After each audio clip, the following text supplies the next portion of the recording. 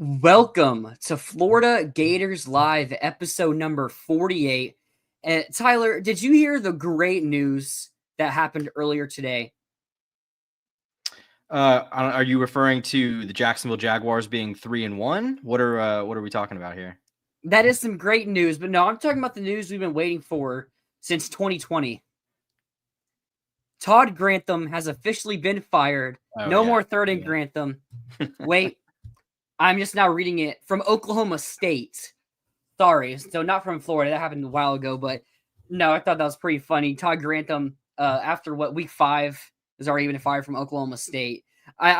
We probably talked about that hiring when it happens a little bit for Oklahoma State, and it was never going to go well. Like, for one, Oklahoma State's talent is just terrible. I mean, did Zaquan Patterson get kicked off the team or something as well? Do I remember that happening? I'm not positive Just about missed. that, to be honest with you. Yeah, I mean, if he didn't, then he's their highest, most talented player on that roster.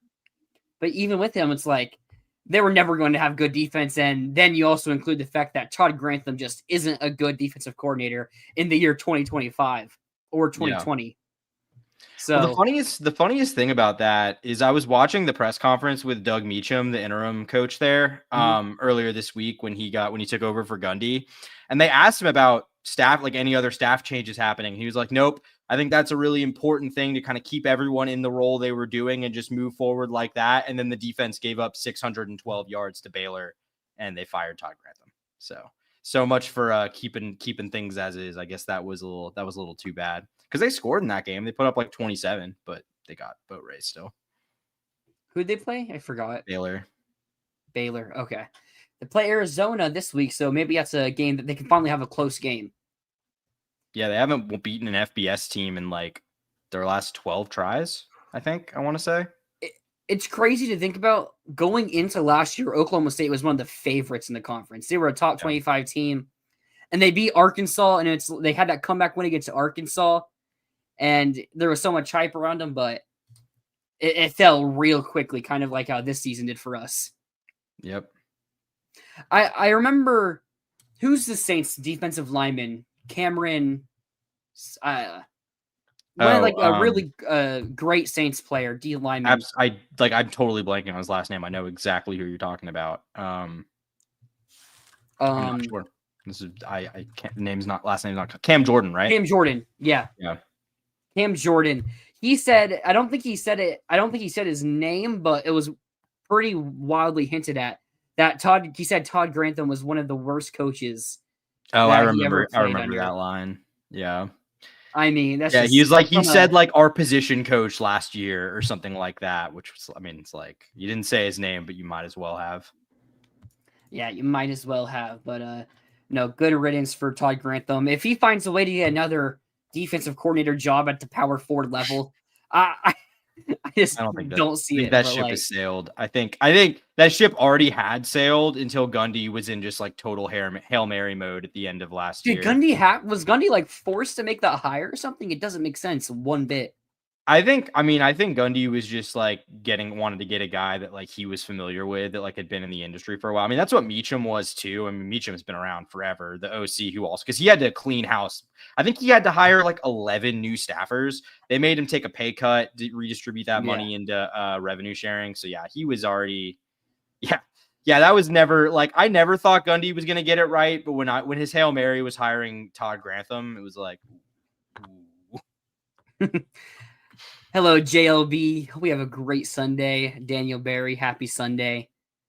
But no, the Jags, as you mentioned, do get a big win over the undefeated 49ers to now advance to 3-1. The Colts also lost, so now we're tied for first. And I mean, the Chiefs looked really good today, and they're winning against the Ravens. So that Monday Night Football game next Monday, it's gonna be pretty fun. I was looking at the tickets to that. I know. I'm still I might still try to go, but it's gonna be expensive, so probably not. But we'll see. Yeah, I was a bit surprised. I didn't think they'd be that much. Honestly, I thought they'd be a bit cheaper than it was like 120 or something like that for those tickets. It's gonna be crazy. Yeah, but talk a little Gators here. Gators find a way to not get a loss this week. The first time we've done that since week 1. Impressive. So, did you see the edit? The edit where it was from the Miami game last year, and it was the score like late in the game, but all the defenders were edited out, and it just said bye week on the score bug, and it was still like 41. No, I don't think I saw that one, but I can imagine. I've seen plenty of edits like that. It's always cheap and easy, but it's good for a quick laugh. Yeah, it still got a giggle out of me when I saw it.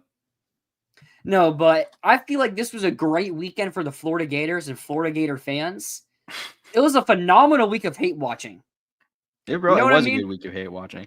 Yeah, that's how I know my spirit's not completely dead, that I still like derive some joy out of watching like LSU lose, watching Florida State lose, obviously.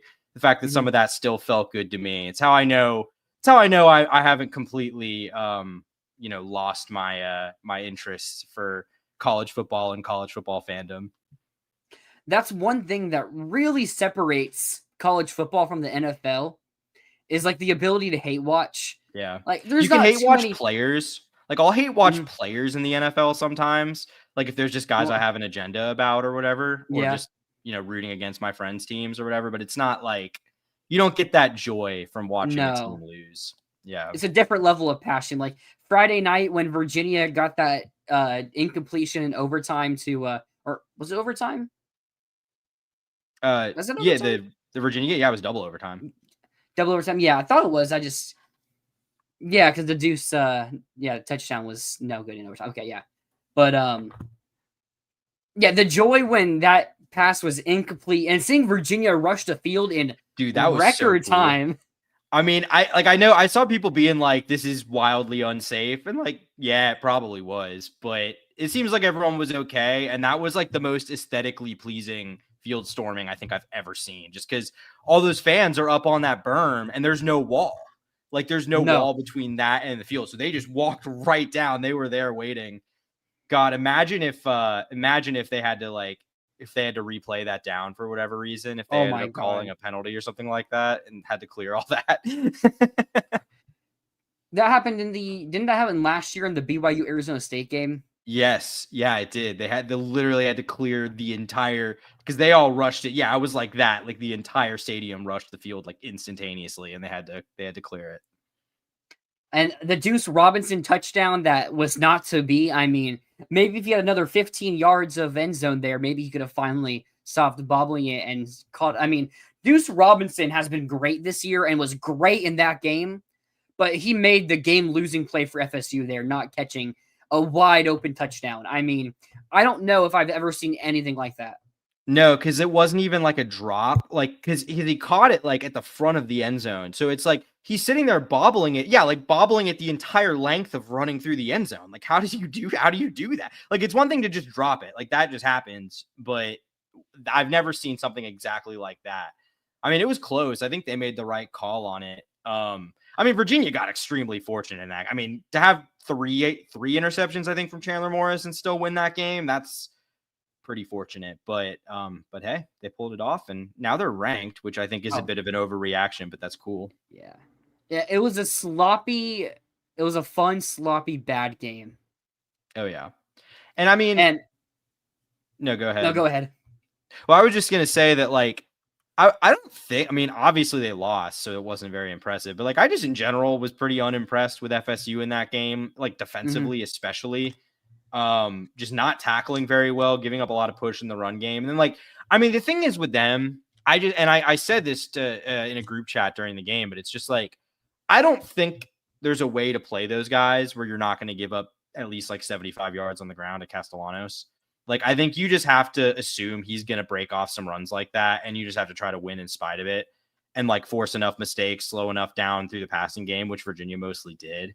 Because, I mean, when he, like, unless you're just sacrificing everything to put a spy on him, and even then, he's just shifty, man. He's tough. But I don't know if they have much outside of that.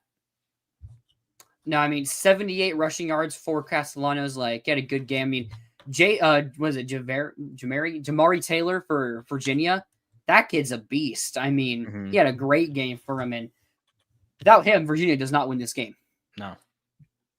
He was phenomenal. Yeah. And then the noon game, I always love seeing USC and Lincoln Riley lose. I mean, especially in walk-off fashion. That was great. And then LSU losing. I mean, Ole Miss should have won that game by more. Yeah. LSU losing by 5. Like, it's kind of like how we've been this year. Like, we should have lost to, not LSU maybe, but we should have lost to Miami by a couple scores. Or we did lose, but that game should have been over by the fourth quarter. It shouldn't have been them pulling away in the final 5 minutes. No, I mean, if literally, I think we said this like when we talked about this game multiple times last week, but I mean, if they just keep running the ball, like they were going to score 35 minimum in that game, probably more like 40. Yeah. Diego. Oh, wait, whoops. Yeah, that was an incredible play. That was an incredible play, Diego. No doubt about it. Like, I'm not saying he's bad and can't make plays through the air. I just think he's a little inconsistent in that regard. But I feel like if you let him scramble and get break containment, he's just gonna really hurt you. I feel like we also got like the full Gus experience in this game. 100%. He had some horrible play calls. 100%. And that's what, like, I think it was Bud Elliott, who's a FSU fan and college football analyst, literally said, like, this is what he's always been. Like, you're gonna love it sometimes, you're gonna hate it sometimes. Like, this is nothing new. This is who Gus is. Ask an Auburn fan. This is who Gus has always been. He owns Bama, but that's it. I mean, they put up 38 points, but I mean, this UVA defense is not good. I mean, they should have put up more points. I mean, how about 3 turnovers for FSU as well? I think 4. I think they had like 2. Was it 2 picks and 2 fumbles? Team stats, interceptions. Where is it? Fumbles lost. No, it was 3. 2 interceptions and 1 fumble. Oh, okay. Maybe, I mean, turnover on downs if you want to count that, but like, okay. I think Virginia also dropped an interception on like on that 4th down. On one of the plays, that was a horrible play call. It was like a clear interception. I think he dropped it. So I think I remember. Yeah, that. Virginia. Did you see the Virginia list of injuries availability report? I actually don't think maybe I did. Oh yeah, I think I'm gonna have to send this to you. It's like it's 2 pages of players out. Like our people would be clamoring for Tyler Miles to be fired. That's what our injury report looked like, and they already are. Yeah, I mean, our injury report's not great. So yeah, how about our next? See how it actually looks this week. Yeah. I mean, they look good. I hope. Yeah, I mean, almost too good, to be honest with you. Like, I was low-key a little bit rooting for them to lose that game because I don't like. I think if they make the playoff, that complicates things a little bit, to be perfectly honest. Kind of depends how far. If they lose, it depends on how far they go.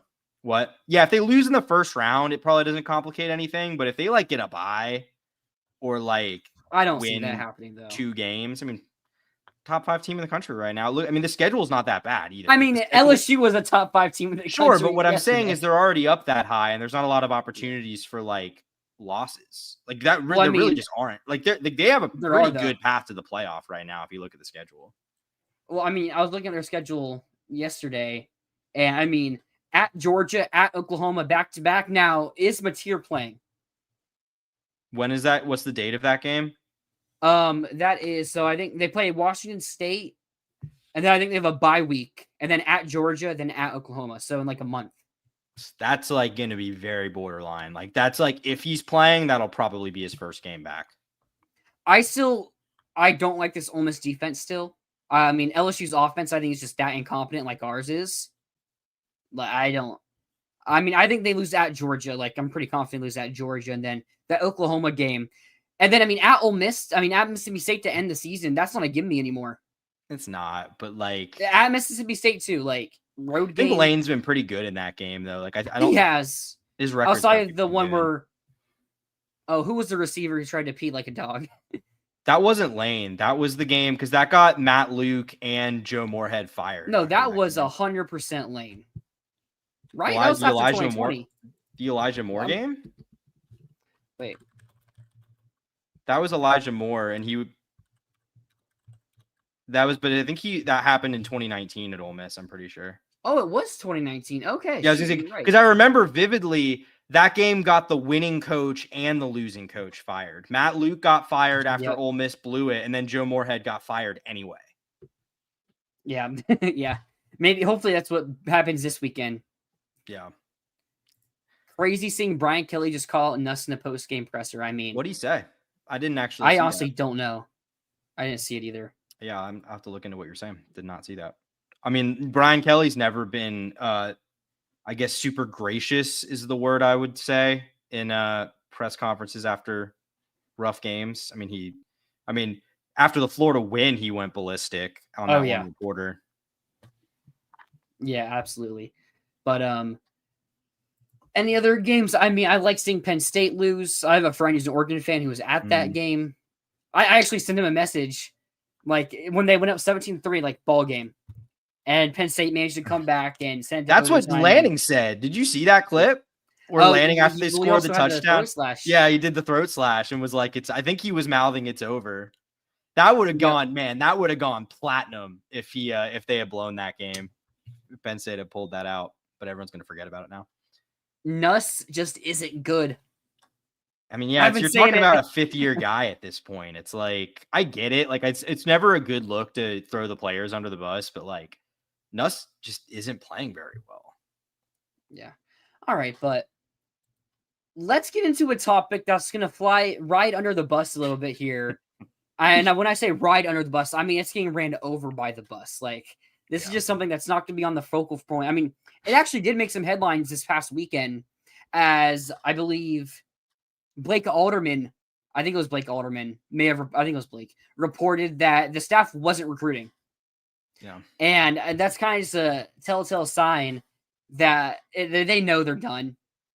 This thing just isn't going to end well. I mean, whether we win or lose against Texas, I mean, we'll see how good Texas offense is. Ohio State's defense is very good. Yeah. They proved that against Washington. I mean, we saw it against Texas, look great. Like, Ohio State's offense is elite, and we've seen Arch struggle. But maybe the O-line isn't that bad, and Ohio State's D-line and linebackers are just that great to where maybe they can still get enough push in the run game, especially with a battered Florida D-line, to where they can win this game like a 13-3. And like pretty comfortable 13-3 type of victory, if that makes any sense at all. But no, I mean, this recruiting is just the main problem with our recruiting right now is you're going to keep some players. I mean, look when Billy came here, Shamar James, like that's a player that stayed. I mean, who were some other players that stayed in our first recruiting class? Let me actually pull that up real quick. I mean, I'm trying to remember. Tony Livingston. We lost a decent amount of these guys. Like, I think Bond was like the most notable one, right? Isaiah Bond. Yep. Julian Humphrey. Or he decommitted earlier when we fired Grantham, I'm pretty sure. But he decommitted like when things got bad, but it was before we actually fired Dan. Yeah. Yeah. I mean, yeah, but Shamar James, Chris McClellan actually committed like right after we fired Dan Mullen, before we even hired Napier. That was remember that. Yeah, that was weird. Yeah. Jamari Lyons, that's been a program guy. Jalen Farmer, Miguel Mitchell, like the low 3-star guys, like some of them stayed. Like, so not many guys in that initial class, but there is a different factor in recruiting nowadays compared to just back 2021. NIL. A lot of players committed to Florida and whatever school they committed to because they have great relationships and stuff, but we probably have the best offer for them. And you look at our top 2 recruits. I can say for a fact we have the highest offer for Davian Gross. Now, I suspect Oklahoma is going to up their bag. I mean, Oklahoma had a really great weekend last week, and they got a couple big-time recruits, offensive linemen, high-paying guys. So I'm pretty confident Gross is going to flip to Oklahoma. I just know they're going to up the bag. But then also KJ Ford, our top 2 recruits being from Texas, does not help at all. Like, these aren't guys that are loyal to Florida. I mean, they might be loyal to the staff, which makes them loyal to Florida, but this staff is not going to be here. I mean, I'd love for Joe Hamilton to find a way to stay on the staff because he's been great for recruiting in Texas, but I just don't see that really happening. And I expect Gross and Ford to both be gone. I mean, our offer could stay the highest, and that could change things. I mean, Gross could also see we hire Lane Kiffin and be like, yo, I want to play under Lane Kiffin. Maybe Texas didn't up their offer and you find a way, but I kind of suspect other teams, as you get closer and further down the line, they will end up upping their bags and it just not being enough for Florida. Yeah, I mean, I think the thing that is working in your favor, if you're like in a situation like Florida is, where you have a recruiting class together, but you're about to make a coaching change, is that especially when it's like, this late in the cycle. I mean, in the past, it was like, coach gets fired. Hey, you're a 5-star, you're a high 4-star. Every program in the country is going to come calling. And I'm not saying that's not the case, but it's not quite that simple anymore because there's literal budgets. You know what I mean? Like, Yep. if other schools have a full class, they can't necessarily just be like, hey, here's a couple $100,000 or whatever the going rate is for that particular guy. Like, here's an extra couple bands, that we have, that isn't necessarily how it works anymore. But I mean, with that being said, you are definitely going to lose some guys. And I mean, the reason why Diego is basically kind of what I just said, I think, the guys have signed contracts, they have deals in place. And ultimately, like Tyler said, it might be the most money they were offered. So I don't know what their alternative is. Yep. Neil, we'll get into our Miami we'll get into game predictions later on in the show, but yeah. I think I know who we're both going to pick after seeing Friday night. But then you look at our next two recruits. I think this could be a spot where we could shine. CJ Bronell, 4-star corner, 108. I think he's someone who said he's locked in. I mean, they say they're locked in all the time. But Central Florida kid, I mean, I feel like we're going to end up being able to keep him. Well, I mean, FSU, I know they finished second, or they were also trying to flip him. I'm pretty sure he was on FSU's campus before he flipped to Florida, like that week or something. But I think Bronell's someone we could keep. I mean, NIL plus like he's from near Orlando area. Like it's hard to project, but I think him. Kendall Gervil, I know for a fact he's a really big bag from Florida. We beat out Texas for him. That kind of says all you need to know about us winning a defensive line recruit right there. So, also he had that injury. He suffered an ACL injury, so maybe he has a lot less pressure on it from other schools because of it. Like. Someone I could see us keeping. Will Griffin. He's a Gator. Like, unless the new coach doesn't want him, he will be a Gator. And then you continue going on. Who are other players? I mean, Malik Morris out of Lakeland. Like, Florida is pretty good of Lakeland. CJ Hester has just been a Gator this entire time. Like, I don't see that really changing no matter the coach. Chancellor Campbell, Janari Carr. I think both Javari Lucas. Like, as long as the new coach wants them. I mean, I like Carr and Campbell, so that'd be pretty nice pickups for the new staff. Yeah, I mean, I think especially when you get to like, guys like Lucas, like the lower rated guys. I mean, it's not like, there's going to be teams necessarily. USF's calling though. Yeah, I mean, that's true. No, but I mean, I think, I think those are guys you could retain. I mean, I think a lot of it just depends on who you hire for a few different reasons. I mean, if you go get a Lane Kiffin type coach, that's going to carry with it some excitement. I mean, a proven SEC head coach, especially these offensive recruits. I think there's going to be something appealing with that. So you might have a chance to keep some of those guys, but also, he might be taking some of his guys. He's going to have to determine, how many of these guys he wants to keep when you also have to, take guys in the portal, potentially bring guys with him in the portal, whoever it is. I mean, especially I think that's true if it's Lane, but whoever it is. Yeah. I mean, I also forgot to mention Justin Williams right out of Gainesville. But something, if it's Lane Kiffin, Jaraylon McCoy is someone he's recruited a lot, so they already have a relationship there. Like, that's someone he could possibly keep. And then also, Tyler Chuckium, Ole Miss, he was going to commit to Florida, or Ole Miss if he didn't get the green light from Florida. So that's another spot where he already has that relationship built there. So if the hire is Lane Kiffin, then I think there's a good chance we can keep a good amount of this class set. I know names like Marquez Daniel. He might be I know he went to Miami. Miami's trying to push to flip him. I could see that one happening. A name that could be interesting under Lane Kiffin, Hezzy Kent. Could you imagine Hezzy Kent just with Lane Kiffin? I mean, I almost feel like you got to treat him like JJ Pegues. Like, do that. Yep, that's what someone suggested the other day to me. Yeah, just put Hezzy Kent in the Wildcat formation. Like, has the mobility and the size there, so. That's something that could go pretty well. What are the odds Kakua Amua sticks? That's the one everyone's asking. Is that the one everyone's asking? Does our tight end from Hawaii stick?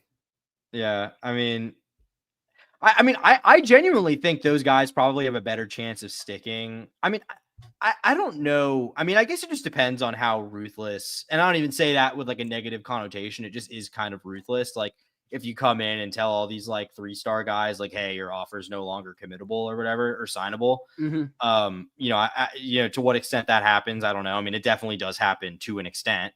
I kind of doubt it happens like in mass, but there will probably be a couple guys. So yeah, I mean, like, I don't really have a lot of particular insight with like any specific player, but I mean, I think, look, if you make a Lane hire, if you hire Lane or like a Lane level hire, which I would say would be like also like Freeman or something like that. If you make a hire to that degree, I think you don't really have to worry about the personnel being good. Like you're going to have talent on the roster next year.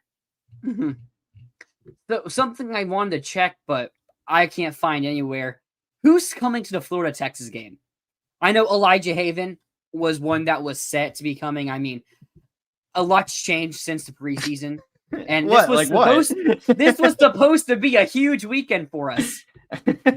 What could have possibly changed in the last few weeks? The weather. Yeah. I mean, weathering the storm. I mean, hey, Sam's saying it right here. Dallas Wilson's going to be the guy to get DJ back on track and save the next freshman to save Billy's job. He's going to help us score at least. Maybe he'll help us score.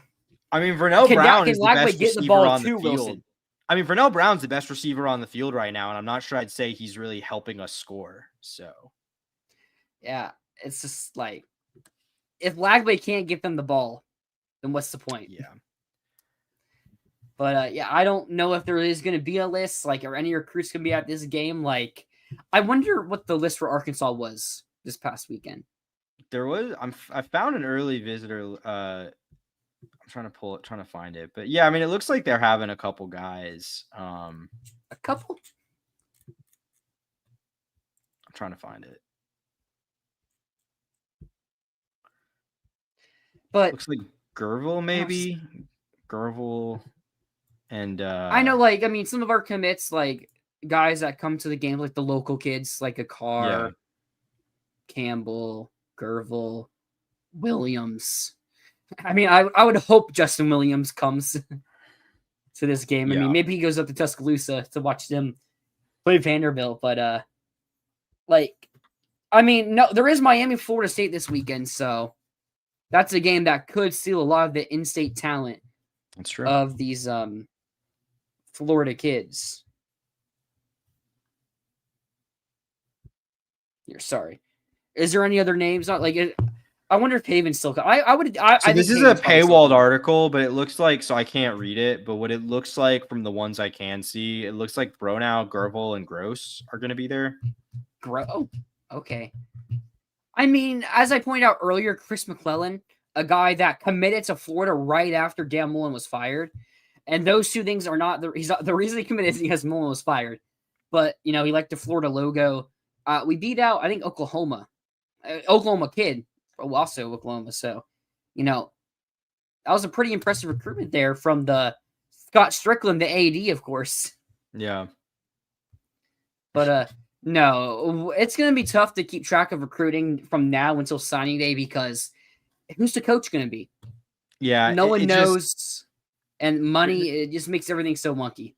Yeah, you can't. I mean, honestly, we're just at the point where recruiting is not something you can even be thinking about because, I mean, they're probably going to be making a change here in the next at least 2 weeks, I would probably say. Solid chance. And yeah, and then like, I mean, it's just, it just depends on who the coach is. It depends on the timeline. I mean, because that's the thing. Like we were just saying, Lane making the playoff doesn't necessarily mean you can't do it if they like lose in the first round. That would kind of complicate things for the early signing period though. So, it is kind of a question of just timing in terms of what can you salvage here and which of these guys stay. So, we'll just see. But I mean, I think this is kind of the downside of, when you have to do a coaching change, he's built a pretty solid class. It's not great, but it's solid and probably just can't bank on it staying that way, or at least staying that way with the current guys that are committed. Yeah, I'm going to look at the Arkansas. I mean, because Virginia Tech and UCLA, like, they just don't have kids at that level that really. I mean, UCLA had a decent class, and all of them was like left right away. I think that's a little bit different of a situation because all those kids were also from Florida, or like a lot. It was a really weird situation there for UCLA. But I mean, we'll see. It's too early. Like Arkansas has 3 4-stars. None of them have decommitted yet. They've lost some 3-stars, but it's also been one day, so that'll be something we kind of figure out later on down the road. I mean, yeah, Rob. I mean, yeah, you don't not make a decision because you're worried about punting on one high school class. Oh no. But it's not that big of a deal in the long run. It's just kind of like Billy's transition class. There's just you can't expect too much here because you're just whatever it's going to be throwing things together really last second. And it's also with other coaches getting fired, like kids will be able to get out if they sign with the team. Like we're using Ole Miss here. Like that's our best example really. Cause I mean, or Marcus Freeman at Notre Dame. Like if we're using those two, like they have plenty of pretty good recruits as well that are committed to them that if Lane Kiffin or Marcus Freeman leave, those guys will have the opportunity as well to follow him. Yeah. So you can still get those recruits, and there'll be recruits that don't sign on early signing day. I mean, yeah. Increasingly few, like every year that don't, but there's still a handful. Yeah. And also, as we've learned, there's nothing binding. You can just just leave now. So like Dallas Wilson. You can just shout out Dallas Wilson. You can just leave. So. And also with the transfer portal now being moved back to January, January, you can't really make your head coaching decision based on that. Well, that's why I say the portal is not really a problem if they make the playoff and lose early. But like if they were to make a run to the national championship game, that becomes a bit of a problem. Yeah. But we'll be right back after this message from Mark Rogers. College football is even more exciting when you've got some action on the line, and the games are even better when you're cashing in. And the Voice of College Football is the place to be to get the greatest value. Start with my picks. 75% against the money line, 58% against the spread, and I've got a 40-plus year track record. 11-0 in the college football playoff for me last year against the money line, 8-3 against the spread. And I'm just the warm-up act. Steve Merrill of Wager Talk is our ace in the hole, show stopper. 7 years with the Voice of College Football, over 30 years in the industry. Steve gives us analysis on all the big games, but you can't miss Steve's weekly under-the-radar pick. 28-12 against the spread the last 3 years. You also get picks from some of our top analysts here at the Voice of College Football, including Corey Bratta, Matt Zemek, and Steve Dace. Check out those numbers. Become a YouTube or Patreon member for just $99 per month. Go to the main channel on YouTube, click join, and then select the betting tier. Do the same thing on Patreon. Make 2025 a winner now. Welcome back to Florida Gators Live. We're going to welcome back onto the show here Matthew Miller from the Texas Voice of College Football. Had you back on, late July or early August? Yeah, I believe so. And it's crazy because every time I do like a super early preview, I'm thinking, oh, this game's so far away. And then it's right around the corner that we do these previews and the season flies by. And we had so many takes back then during that game, during our early preview. I mean, I think you were calling DJ Lagway maybe the best quarterback in the country, or so was I. I mean, whoops. Okay, let's go with this here. But no, we had so many takes. I mean, our offenses. There's something I do remember specifically asking you about. There was a practice that Texas had, or a scrimmage, and it came out that Texas defense just absolutely dominated the Texas offense. And I asked you if that's something to worry about, or if that's just, defenses staying ahead of offenses, which, still could have been true. But now that we've seen this Texas offense, should we maybe have been a little bit more worried about it when that leak was coming out back in early August? Yeah, so that's a good question. It's weird because if you told me a certain part of Texas was struggling, I would have said, then we should have worried about it. But I never thought Arch Manning would play this bad in the first 4 games. I thought he'd be, average at best or at worst. And he hasn't been that really. Yeah, so that surprised me. And that's what's so weird about the offseason, because we had all these preconceived notions about all these quarterbacks, and it's been completely flipped on its head. Like, I think most people had the top 5 quarterbacks as some order of Lagway, Nussmeier, Mateer, Arch Manning, and then Lenora Sellers. Those are like the top 5, and the only one to play well has been John Mateer. Like, the other 4 have not played well. Arch Manning actually might have played the second best out of the other 4, honestly, which is crazy to say, but it might be true. So it's so weird. And yeah, I definitely think there's something to that. But I mean, the Texas defense is really good. Like, I really think I said after the Ohio State game, I think those were the 2 best defenses in America that day. And I think I've been proven right so far throughout the season. I still think those are the 2 best defenses in America. Yeah, one player for your defense that's really been impressing me, Grayson Littleton. Freshman corner, he's been playing phenomenal football. I mean, what a get you guys had there. Yeah, we got really lucky because we had, put him up on the board for about 2 months before we actually offered him, but he was committed to Clemson at the time, and Texas had to really go after him really hard. He finally uncommitted from Clemson, and then it was down to Michigan and Texas, and he chose Texas. And then literally as soon as he stepped foot on campus, it's, this guy's going to play a lot right away. This guy's an All-American. Like, On3 had him his list early on of freshman All-American, and that was 100% because they got intel coming out of camp. Like, no one thought him coming in because he was a mid-4-star recruit.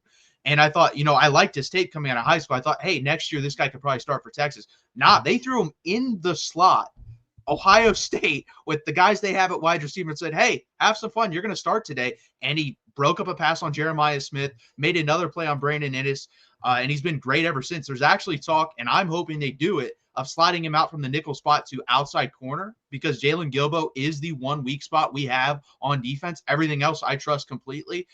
So we may see that in this game. It's going to be interesting if they decide to do that. Yeah, out of Tampa, so that would have been nice to have for Florida, although defense hasn't been our issue so far. No, that's true. Your guys' defense, I'm definitely worried about that. You guys have a good defense. I'm just curious, going back to, kind of segueing off the talking about the Florida defense, you mentioned that Arch has struggled quite a bit. What is the take on him among the Texas fans? Obviously expectations were pretty ridiculous, probably unfairly high, even for a guy with his pedigree and name and all that. But do they feel like he's coming along at all, or is there serious concern about the long-term trajectory for him? I would say long-term, I'm not super concerned. I'm at this point kind of taking it week by week. The Ohio State game was weird to me, not because he missed easy throws in that game, but it's not why he missed easy throws. It was like the mechanics. Why are your mechanics breaking down this much? That has nothing to do with your competition. That's why I liked him when I saw him versus Mississippi State and Louisiana Monroe last year, because because of the mechanics were good. His footwork was good. He squared his shoulders to his target. He didn't try these awkward releases when he didn't need to. I will say, the one thing that stayed the same, he's good in the pocket. He's very good at maneuvering the pocket, much better than Quinn Ewers was. But everything else is just kind of broken down, and it's been inconsistent. In the Ohio State game, you had some throws in there, like big-time throws. The one down to Jack Endries down the sideline, a seam shot in cover 2 is a NFL-level throw. Then you have other throws underneath. If he hits Ryan Wingo underneath on that mesh, we're talking one-on-one with Caleb Downs, and if he breaks that tackle or makes Caleb Downs miss, we're talking about a tie game 14-14 in the fourth quarter, and it was behind him. It was high. It was a bad throw, and that's been the theme of Arch Manning this year is the mechanics are broken down. I don't know why, but they did look better again versus Sam Houston State. That doesn't mean a lot to me, but I will say it bothers me when people are like, well, it was UTEP, he was really bad, make fun of him. And then when he's good for Sam Houston, you say, oh, it's just Sam Houston. You got to keep it a buck both ways. And I don't really care either way versus that type of competition, because I think personally Sam Houston is the worst team in Division I football. So we'll see what he does the rest of the year. But that's my thing. If the mechanics are clean, he's fine. It's the mechanics. One thing I thought was interesting with the way that he was kind of used in the Ohio State game that surprised me a little bit was obviously with the struggles he was having. Like you said, mechanically, it was just like skipping rocks, like missing throws that he shouldn't have. It surprised me a little bit then that we didn't really see, and I know that's a good defense, but we didn't really see Sark try to utilize his legs, which is kind of when he was at his most dynamic when he was playing last year. I'll be honest in saying I haven't watched the Sam Houston and UTEP and whoever the other team was games super close, San Jose State. Yeah. I haven't watched those games super closely. It seems like it's something they've tried to do a little bit more. Would you say they're kind of getting him more comfortable in that regard? Yeah, so that was actually, we have a group text with all the Texas co-hosts, and that was something I said, like, it's weird because Sark knew this, but for whatever reason didn't want to do it. He said Arch Manning after the Ohio State game gets going with his legs. Like, that's how he gets into rhythm, and that's how he gets his swagger going. And we really, like you said, we didn't really do that until the second half versus Ohio State. We did not open and do any of that. And then we kind of have seen it slowly progress, and we're getting to where I think from now on, you're going to see 6 minimum design runs from Arch Manning, somewhere between 6 to 12. And I think it should be in that range. The guy is built to take hits. Like, he'll be fine. He's 6'4", 230 pounds. I'm not concerned with him getting injured. He's also really fast for his size. So I completely agree. I think they need to do it more. And he likes doing it. That's something he said he likes doing. Sark, I know, doesn't, and he said it himself, doesn't major in the quarterback run game, but you've seen him in every press conference since the Ohio State game, slowly, kind of saying, okay, we kind of have to do this more. Okay, we actually do have to do this more. And he's finally come to grips with, we're going to have to run Arch Manning more than I'm comfortable with. And I think that's good for the Texas offense. I think it's going to help out the Texas offense a lot. That kind of perfectly leads into here. I want to start talking about this game a bit, Florida versus Texas. Talking about Florida's offense against Texas defense. And you mentioned Arch needing to run the ball, or more designed runs for Arch Manning. We kind of saw Billy do that with Lagway in the Miami game. Our one touchdown drive, we saw 2 designed runs with DJ Lagway, I think. On the 4th down, that resulted in a first down, and the next play was a touchdown there to make it 13-7. So I kind of want to talk about this Florida offense against the Texas defense. I mean, it's easy to come on here and say Texas defense is going to shut down the Florida offense, because it probably is. But if there is one thing that maybe could help open up the Florida offense, it is DJ Lagway's legs, because I think it's easy, or I just said that, but we've been talking about Lagway, and Tyler and I talked about it a lot here. Lagway struggling, and we don't know if it's injury or if it's just regression or rust. Because you go and look at him play, he's playing worse than last year, clearly. That's not a question. But it doesn't look like he's hurt. Like, maybe he's a little slower. But early in the year, we still saw him start to throw some deep passes. It doesn't look like there's not a lot of zip on the ball. Like, Riss, watch him go out there and make bad reads, or just not throw the ball, or hesitate. So I think Florida being able to give Lagway and let him run the rock a bit more could maybe help open up the offense, and I think could also build some confidence, although Texas defense is going to be really good. And are they going to allow us to run Lagway? I think that's a really important question here. Yeah, I mean, I think it's going to be interesting because I saw the point someone brought up. I don't know exactly who it was on Florida Twitter, but did he gain too much weight? I saw that point being brought up. Like, what does he weigh now? 240 or something like that? Something like that. He wasn't too much lower than that last year. I don't know how much he gained exactly, but he was like 230 or 235 last year. Yeah, I mean, he was still a pretty big dude last year, but he has definitely gained a little bit of weight. Yeah, and I mean, maybe that takes away from a little bit of his speed, but I think it's honestly the practice. Like, when has this guy ever gotten like a full week of practice during the summer? He was always in a walking booth. They were always holding him out, and I think that's the offense for you guys as a whole. Like, Dallas Wilson is yet to play for this offense. We saw DJ Lagway, banked up, not really to play. There's no cohesion there. So I think that's part of it for you guys. But yeah, it's going to be interesting because I do have your stats right here. I was surprised by looking at this. You guys are only averaging 3.4 yards per rush. That's 105th in the country. I would expect more from that just because, I mean, I like Jaden Ball a lot. I think Jaden Ball is one of the 3 to 4 best running backs in the SEC. And then you have DJ Lagway. We're supposed to have a really good offensive line, which you still do. I don't know if it's lived up to the hype that you guys probably thought it was going to, but it's still a good offensive line. It is a mystery to me as an outsider. Like, how are you guys not able to run the football? Crowded boxes. That's all it is. They know that Lagway can't do anything, and they're just stacking the boxes. And actually, Baugh is making plays in spite of that because he's such a baller. But yeah, that's why the numbers look like they do. Florida hasn't had like a good on paper rushing performance this year because, I mean, it's going back to even USF. They were just loading up the box, daring you to beat them over the top, and Lagway just can't do that right now.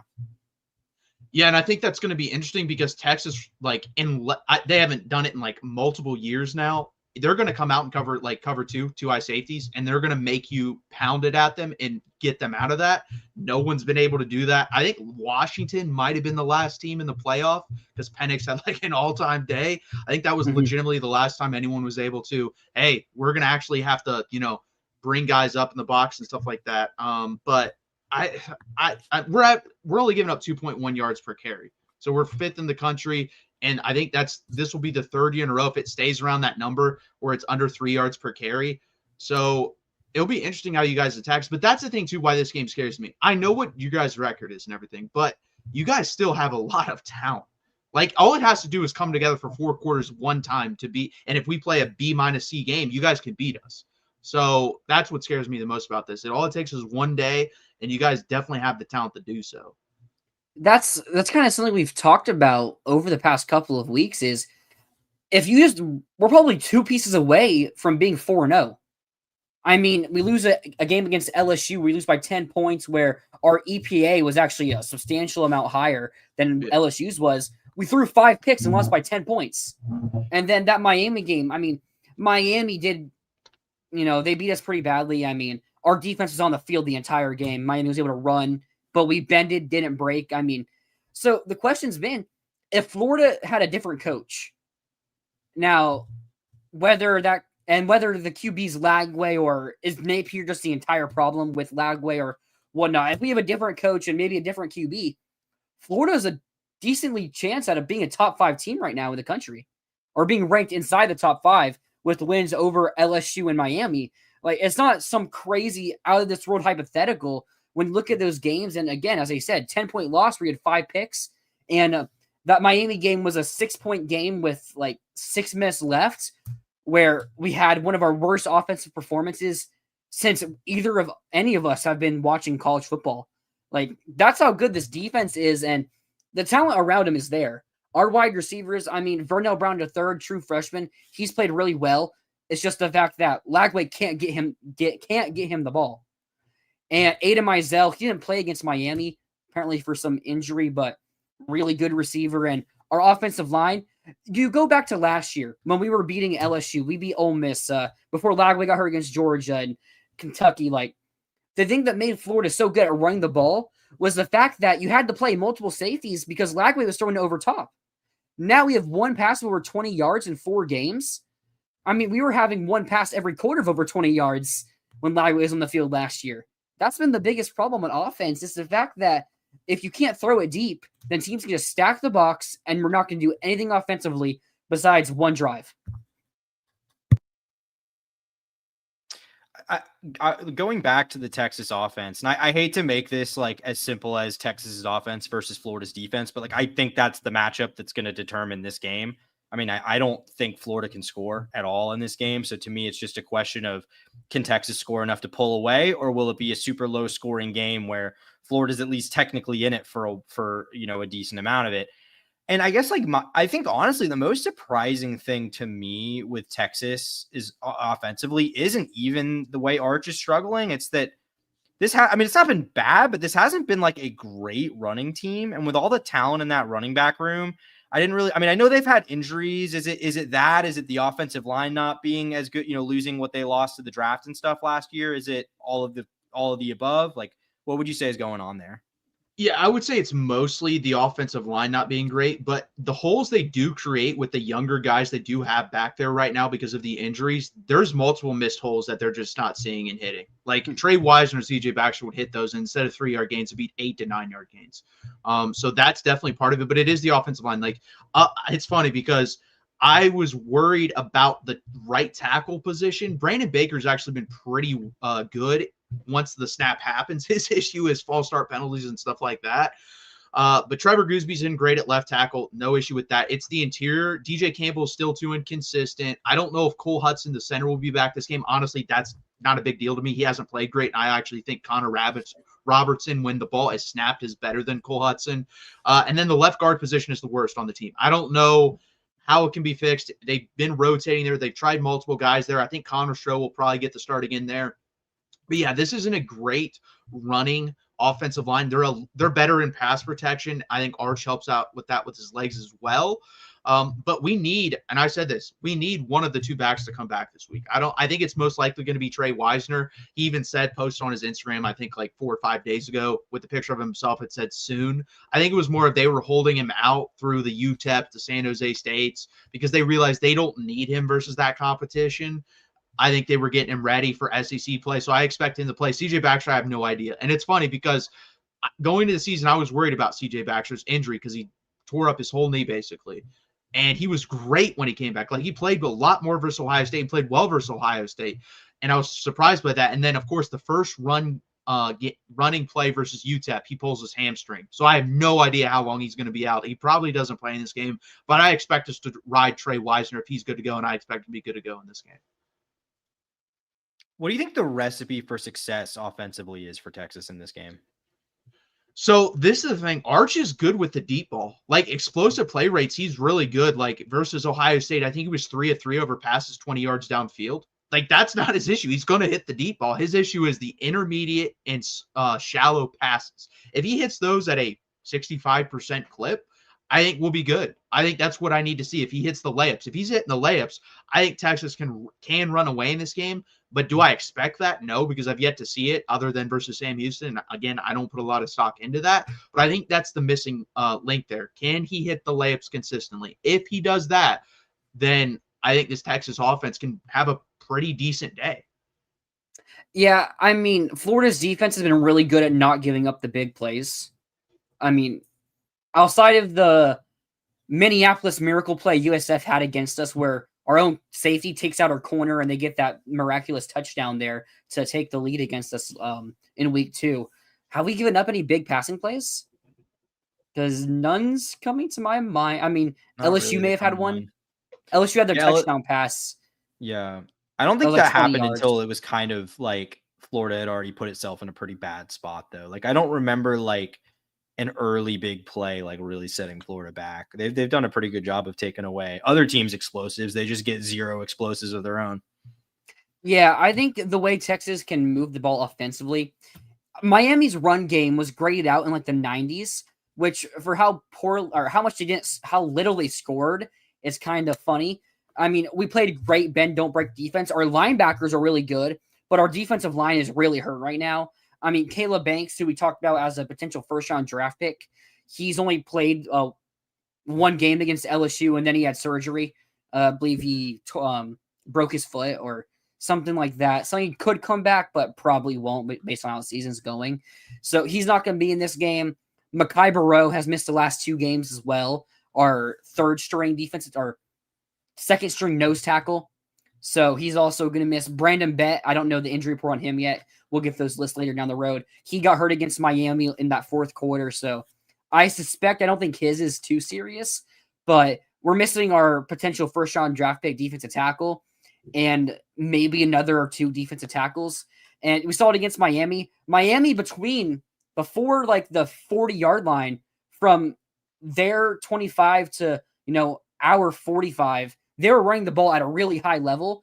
And then Carson Beck or just us making the right play at the right time was able to stop them. If Texas can just figure out how to run in Florida territory, then Texas offense could have some high-level success in the ground against us, because I think this game, it could get ugly quickly, especially like if Texas, let's say Florida starts with the ball here, and let's say we go 3 and out, which there's a high chance Florida goes 3 and out in this game on the first drive. How many times did we go 3 and out against Miami? It was like 7 or 8 times probably. I mean, 0 of 13 on 3rd down. So I don't know how many times it was 3 and out specifically, but I didn't get a ton of first downs in that game. So it had to have been a decent amount. Yeah. So Florida's probably get like a 3 and out right away to start the game. And if Texas goes down and scores, I mean, Fire Billy Chance are going to be starting at a high level in that game. I mean, and that's just something that's probably going to get ahead of the players, the coaching staff. Like, I don't know if Texas can, but if they can, this game could get ugly quickly, and you guys could run for a lot of yards on us. What do you think? I'm curious, because when we talked to you a couple months ago before the season, I think like me and Tyler among our biggest questions about this Texas team was the receiving core. Obviously, with Arch kind of, having the struggles he's had, I don't know if you've gotten the best way to evaluate it, but like, how do you view the way that those guys are playing so far to start the season? Yeah, so DeAndre Moore, I'm just going to give him an incomplete right now because he's been too hurt. And what he did play again for San Diego State, played well. And he seemed more explosive in that game than earlier in the year versus Ohio State. Ryan Wingo, it's weird. Ryan Wingo and Arch Manning have not been on the same page at all. Like, there's been so many times Ryan Wingo's been open and he's just not able to hit him. And I will say, I do think that was a confidence boost. They hit on a couple big plays versus Sam Houston. I do think that can just get the relationship going and rolling. So I think that is a super positive thing.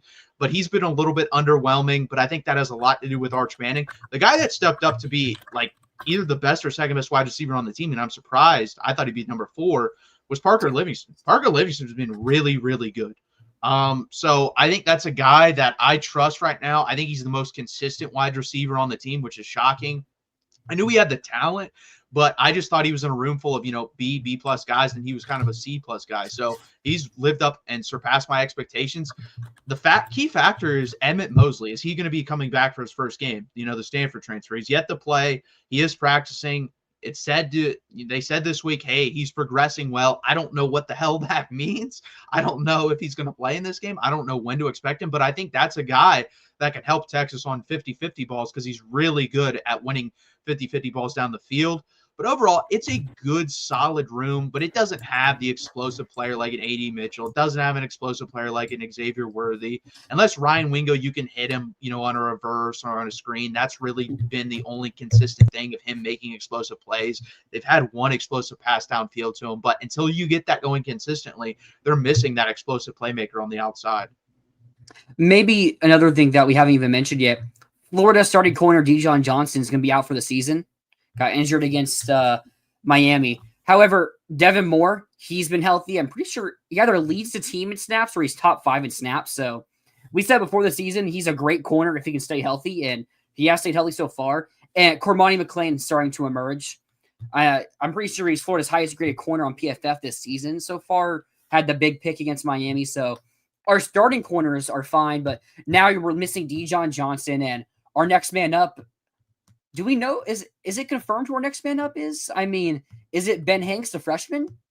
Do they move Caraway back to corner? Because he's been playing safety, but now with the injury to Dijon, I mean, this was a question we had before the season, whether or not we're talking about Florida as a playoff team, was what happens if we miss a corner, if we lose a corner?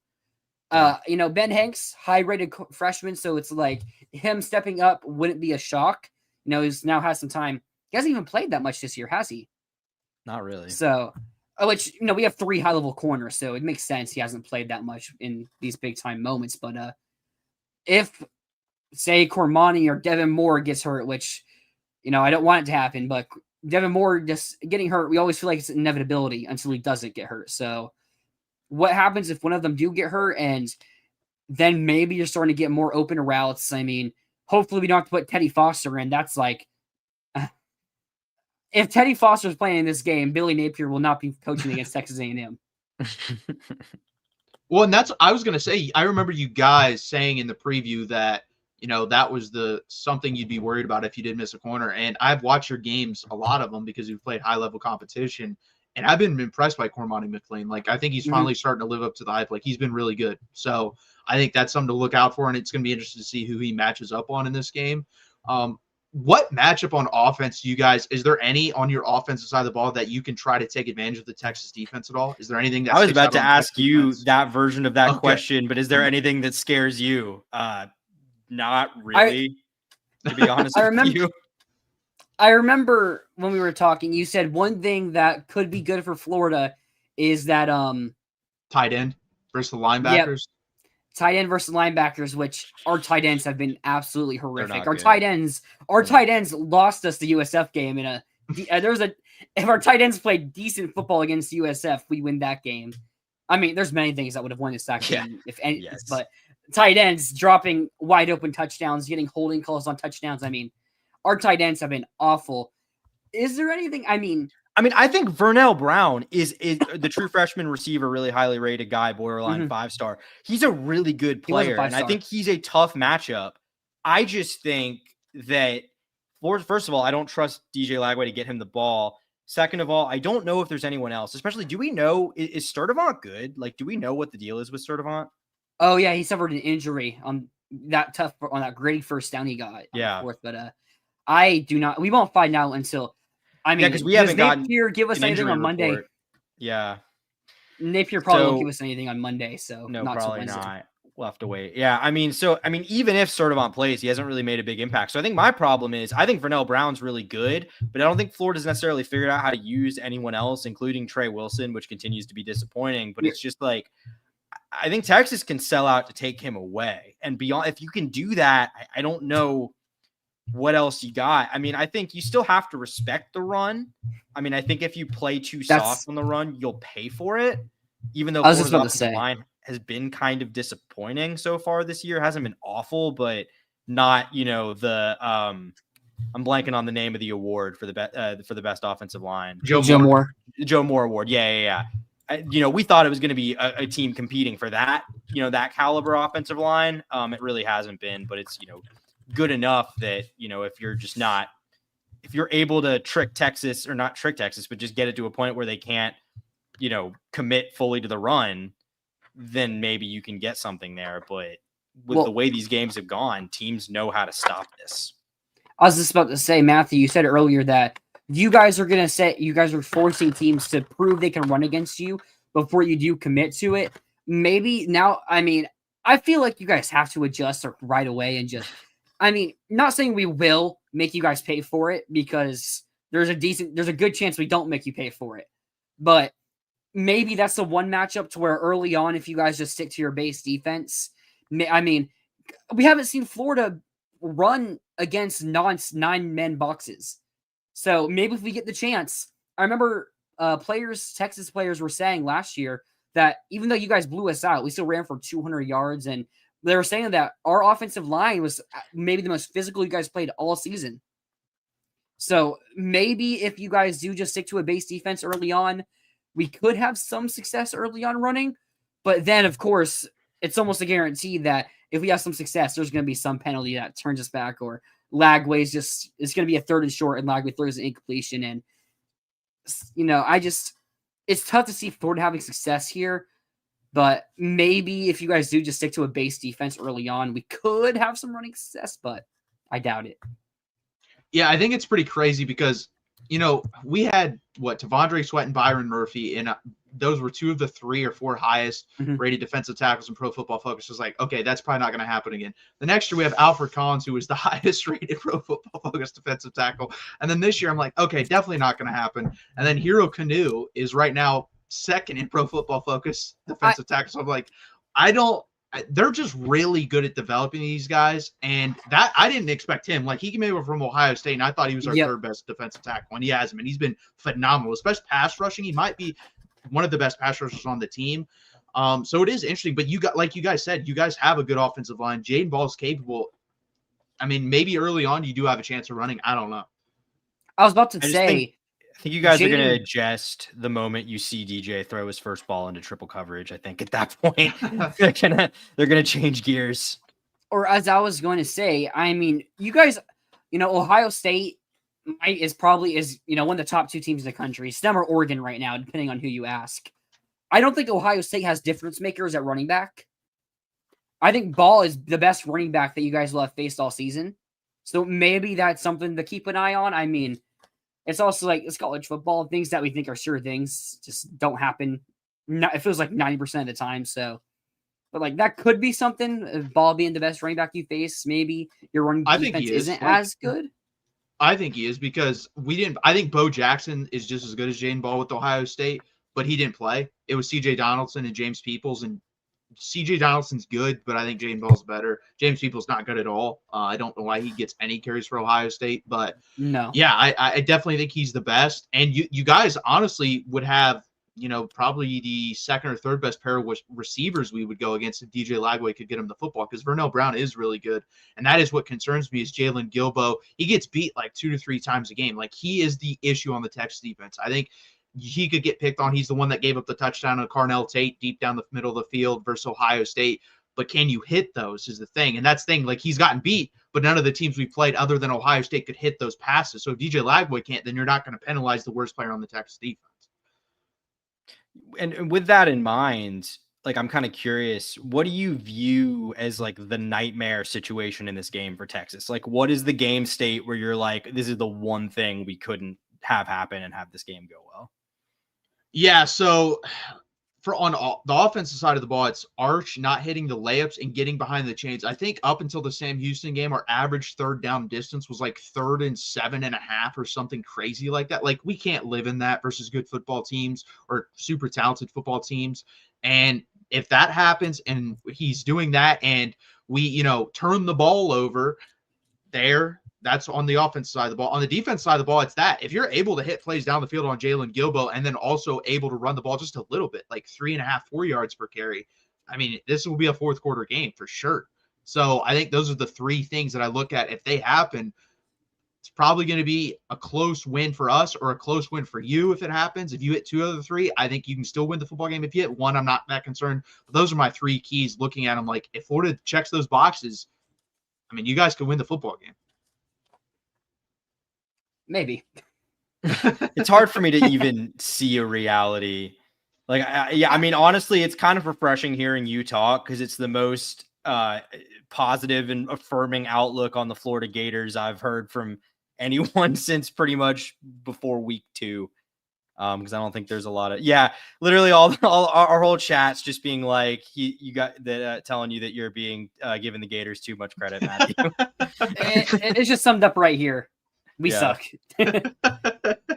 Well, this is the thing, though. Like, unless you guys are truly Florida State from last year, where you guys just quit and gave up like after 5 or 6 games, then you're going to knock off someone you shouldn't because you have too much talent. That's my opinion. I think you'll win a game you shouldn't win. And that could be this game. That's what scares me. Like, there's no one left on our schedule I'm looking at like they're just going to roll over and we're going to beat them, other than maybe Kentucky. I think we might kill Kentucky. But everyone else, I think, is going to be a tough football game. That's the problem I have. No, go ahead. That's something right there mentioned about further down the line. I think there's a decent chance Napier does get fired after this Texas game, and I think Gator fans' biggest problem has been Napier's play calling.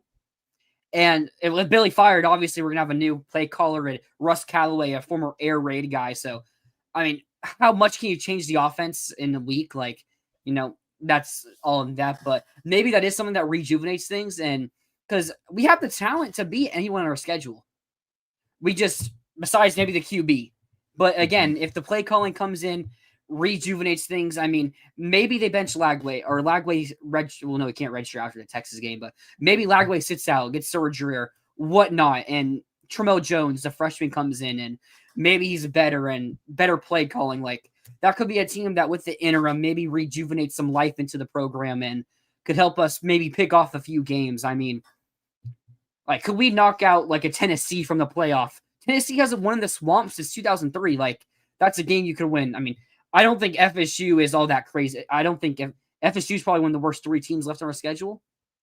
I mean, probably by default. Yeah. So it's like they could definitely still pick off some wins. And I don't even necessarily think it's games we shouldn't win. It's just games that are going to be tough, low-scoring, close games. My problem with that, though, is like you've been getting these last 3 weeks, like Herculean performances from the defense. I mean, just so gutsy, in spite of the fact that the offense has absolutely nothing. And now injuries starting to pile up a little bit on the defensive side of the ball. The writing's pretty clearly on the wall for Billy Napier.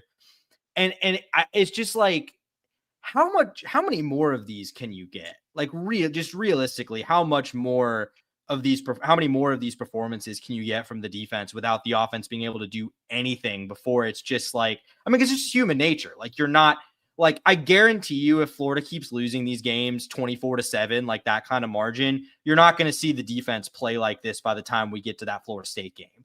So it's just, Iowa. What?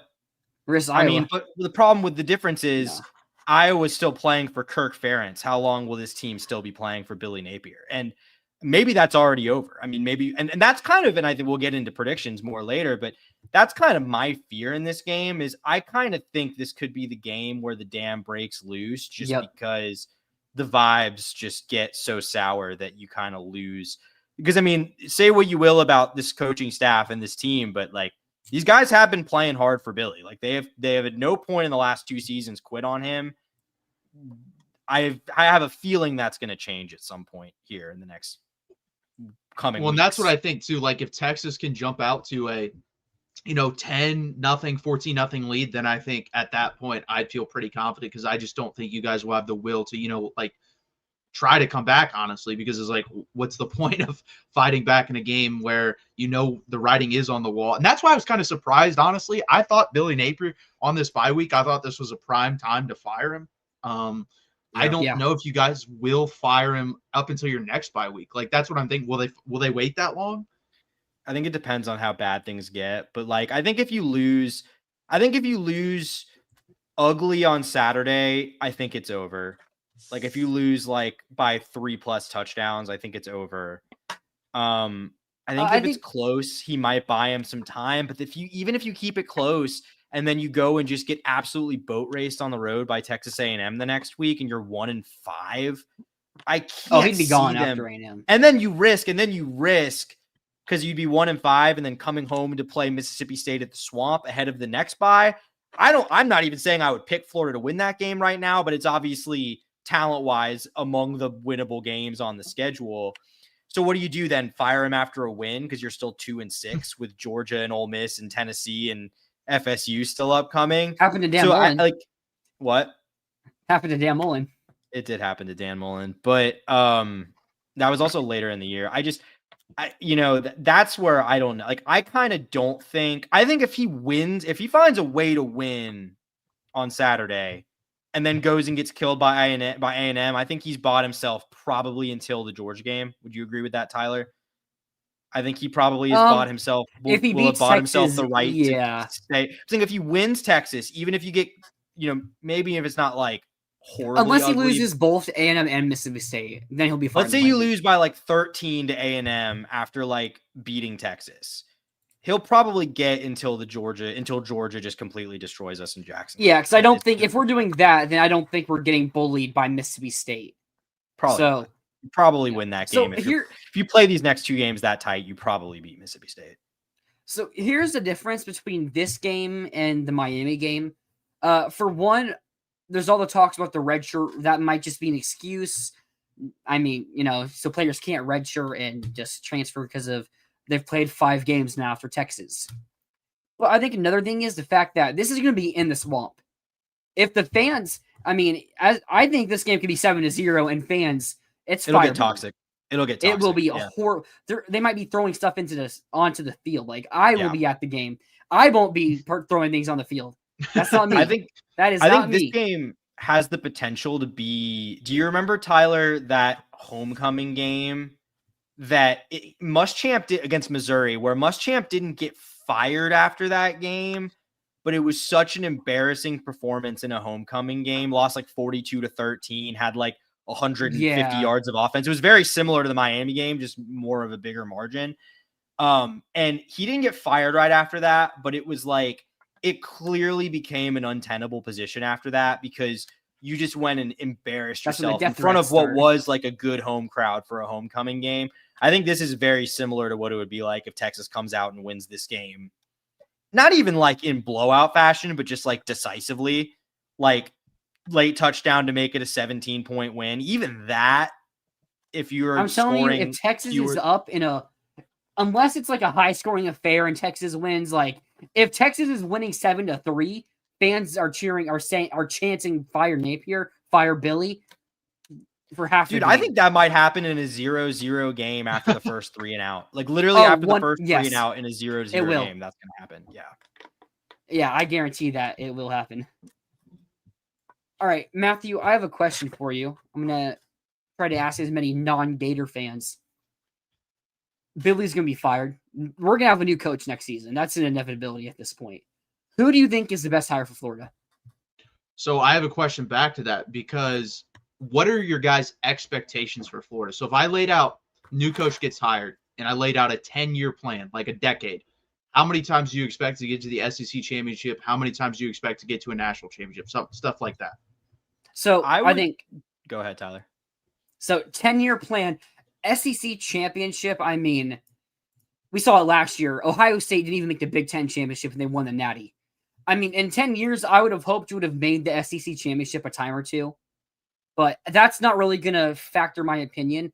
And if you're here for 10 years, I would have hoped you're making the playoffs.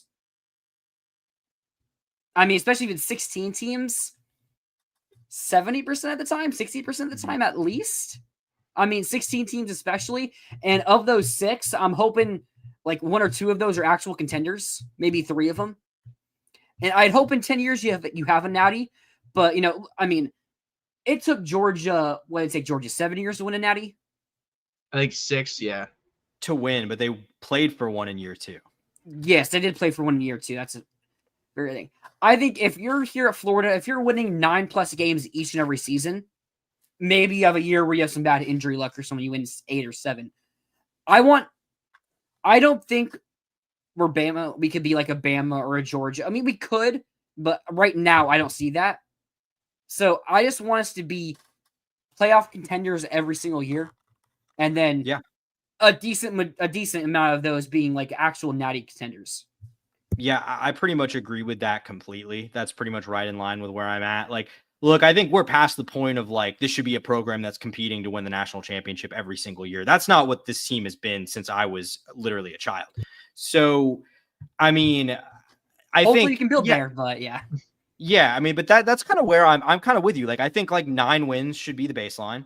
I think you should be in the mix for the playoff every single year, even if you miss, but you should be in the mix for the playoff every single year, building towards maybe a team that can contend for a deeper playoff run once every 3 to 4 years. I don't think that's unreasonable. No. Okay, well, then that answers my question with that. I would probably go with Lane Kiffin then. I mean, because that's everyone's answer. Yeah, because so that's the thing. I said it wouldn't be a good hire because I didn't know your guys' expectation. I said on Twitter because I don't think he's capable of winning a national championship, but I do think he's capable of doing that. I just think he has a ceiling. I don't know what it is about him. There's stuff about his coaching I just don't like. He wins these games like yesterday versus LSU. I wasn't shocked. I bet that they would win that game, but they're going to lose the game they should. It would not shock me if they lose to Mississippi State at the end of the year at all, because that's what Lane Kiffin does. But I think he's on there. I think Kirk Cignetti would be a good call. I would definitely be calling him. I think Alex Golish at South Florida. No, I'd give him a call. Stop. No. I'm just, another one that I'm going to throw out there because I think his time at this program is over. James Franklin. I know people don't like him, but he wins 10 football games a year. I think he can get you the SEC championship game. Again, I don't think he's going to win a national 10 games a year with Florida's schedule. Yeah, because he just beats teams he should when he has the talent. He doesn't lose, or he loses to teams like he would. Like, for example, you play Alabama, Georgia, he'll lose those 2 games. Everyone else, I think he can beat. I think Florida has to play like 5 top 10 teams this year, and he hasn't won one of those games in like the last 15 tries. No, that's true. But yeah, that's fair. But it's really only up until yesterday. It was it was Michigan and Ohio State. That was like his main competition in the Big Ten, and the SEC would be interesting. Last year. Yeah, that's true, in the Big Ten championship game. So, I mean, that's like a dark horse I threw out there. I can't think of any other name that comes to my mind. I mean, Kenny Dillingham, but I don't really expect him to go from Arizona State to Florida. I think I don't see him doing that. I'll tell you one name that's pretty high up with our AD, Eli Drinkwitz. Yeah. What do you think of that? I just don't see him winning a national championship. That's the thing. Like, but with your expectations, I agree. I think he can definitely do that. Like, he's a really good coach, what he's done at Missouri.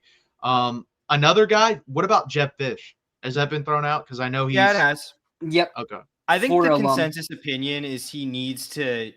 He either not yet, or he needs to really do something this year. I mean, I think had they won that game yesterday, I think you'd be hearing Jed Fish a lot for this job. But I think...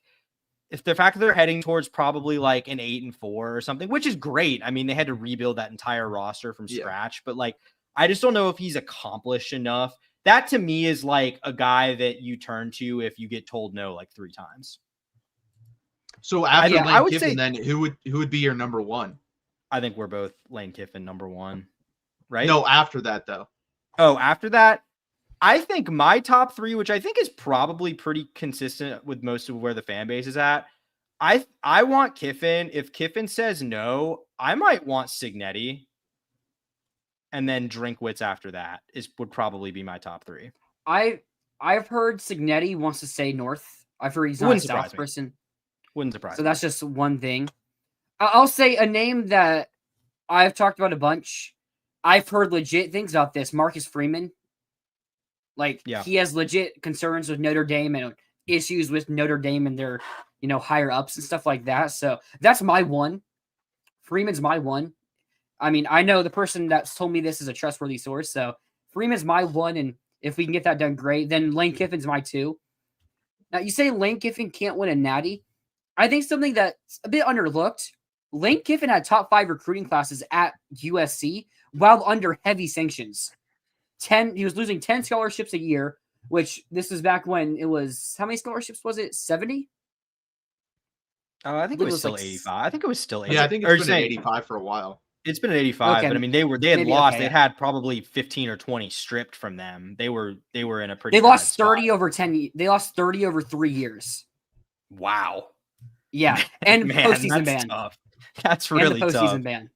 Yeah, he still had back-to-back top 5 classes. I think with NIL and Lane Kiffin coming to Florida is just a fit that a lot of people just think works perfectly. I mean, Steve Spurrier is his idol. He loves Steve Spurrier and everything like that. It's that's kind of the fit. I think he could win a natty because I think if he wins enough, recruiting will be at a high enough level. Plus his transfer portal gets plus his level of offensive talent he can get at Florida is going to be at a very, very high level. So, and honestly, his offense was a problem last year. The defense was one of the best in the country. And their offense kind of is the reason they didn't make the playoffs. So I think he could. If you get past those 2, I'd like Fish. I think if Fish stayed at Arizona, I think they would have been one of the Big 12 title contenders. And this year, I think they would have also been right back there. I think he would have been a name that would have been at the top of the list, but instead went to Washington, took the harder route. And, he's making a lot more money than he was at Arizona. So that's very fair of him. But honestly, once you get past those 2, it's kind of tough. Goalish, you mentioned, he's going 6-7 in his first 2 years there. Or did he go? Was he there 3 years? I think 7 and 6 his first 2 years. 7 and 6. Yeah. Sorry. Yeah. 7 and 6. And I mean, we'll see how they finish this year, but Fish won't. I mean, sorry, not Fish. Goalish won't be the guy. I can tell you that with 100% certainty. But I think after that, it's pretty tough pickings. I think 2 names. It's probably Drink. Yeah, it's probably Drink. I think 2 names that could also be involved. If this would be if the search kind of gets off the rails, if you get told no several times and you kind of have to go deep in your depth chart. 2 names I'm pretty sure would come up: Rhett Lashley at SMU, Brent Key at Georgia Tech. I think those are both names that you could see come up for this job. I don't really love either of those names, but I think especially Brent Key. There's been a lot of chatter about Brent Key being someone that the administration likes. So we'll see. I think Rhett Lashley's going to fall off pretty hard this year. So. I think Rhett Lashley might be the next head coach of the Arkansas Razorbacks, to be quite honest with you. You don't think Neck Brace will be the next coach? If he wins 2 games, if he wins 2 games that they shouldn't, I think that has a very good chance of happening. A name that's going to be a head coach too at some point. I don't know where he's going to end up, but Oregon's offensive coordinator, Will Stein. I think I would, if you're already to that point with Brent Key and Rhett Lash, I'd just go with him. I fully agree. We're both big Will Stein guys. I think he's just young and a little too risky for how important this hire is, but I think he's brilliant. So I would not. If the search gets dire enough that Brent Key and Rhett Lashley are coming up, and you end up hiring Will Stein, I would be could have been worse. Yeah, because you already know the ceilings of those 2 coaches. I don't think there's much untapped potential there. Whereas Will Stein, hey, you may hit a home run on that. Brent Key, maybe. I'd be willing to believe Brent Key's ceiling is a little bit higher than what he's shown at Georgia Tech, because I do think he's a really good coach. I agree about Rhett Lashley. That's I think no for me. About on what, both or Lashley? That's just an automatic. Yeah, I think Key is a really good coach. I don't really like Key's style. That's I what I don't was think going he's to say. Stylistically a good fit for Florida, but I do think he's a great coach, and he's one of several guys. I will say this about this hire: I think there are a lot of names you could hire, a lot of different names that would all raise the floor pretty considerably. I think Drinkwitz does that. I think even Brent Key does that.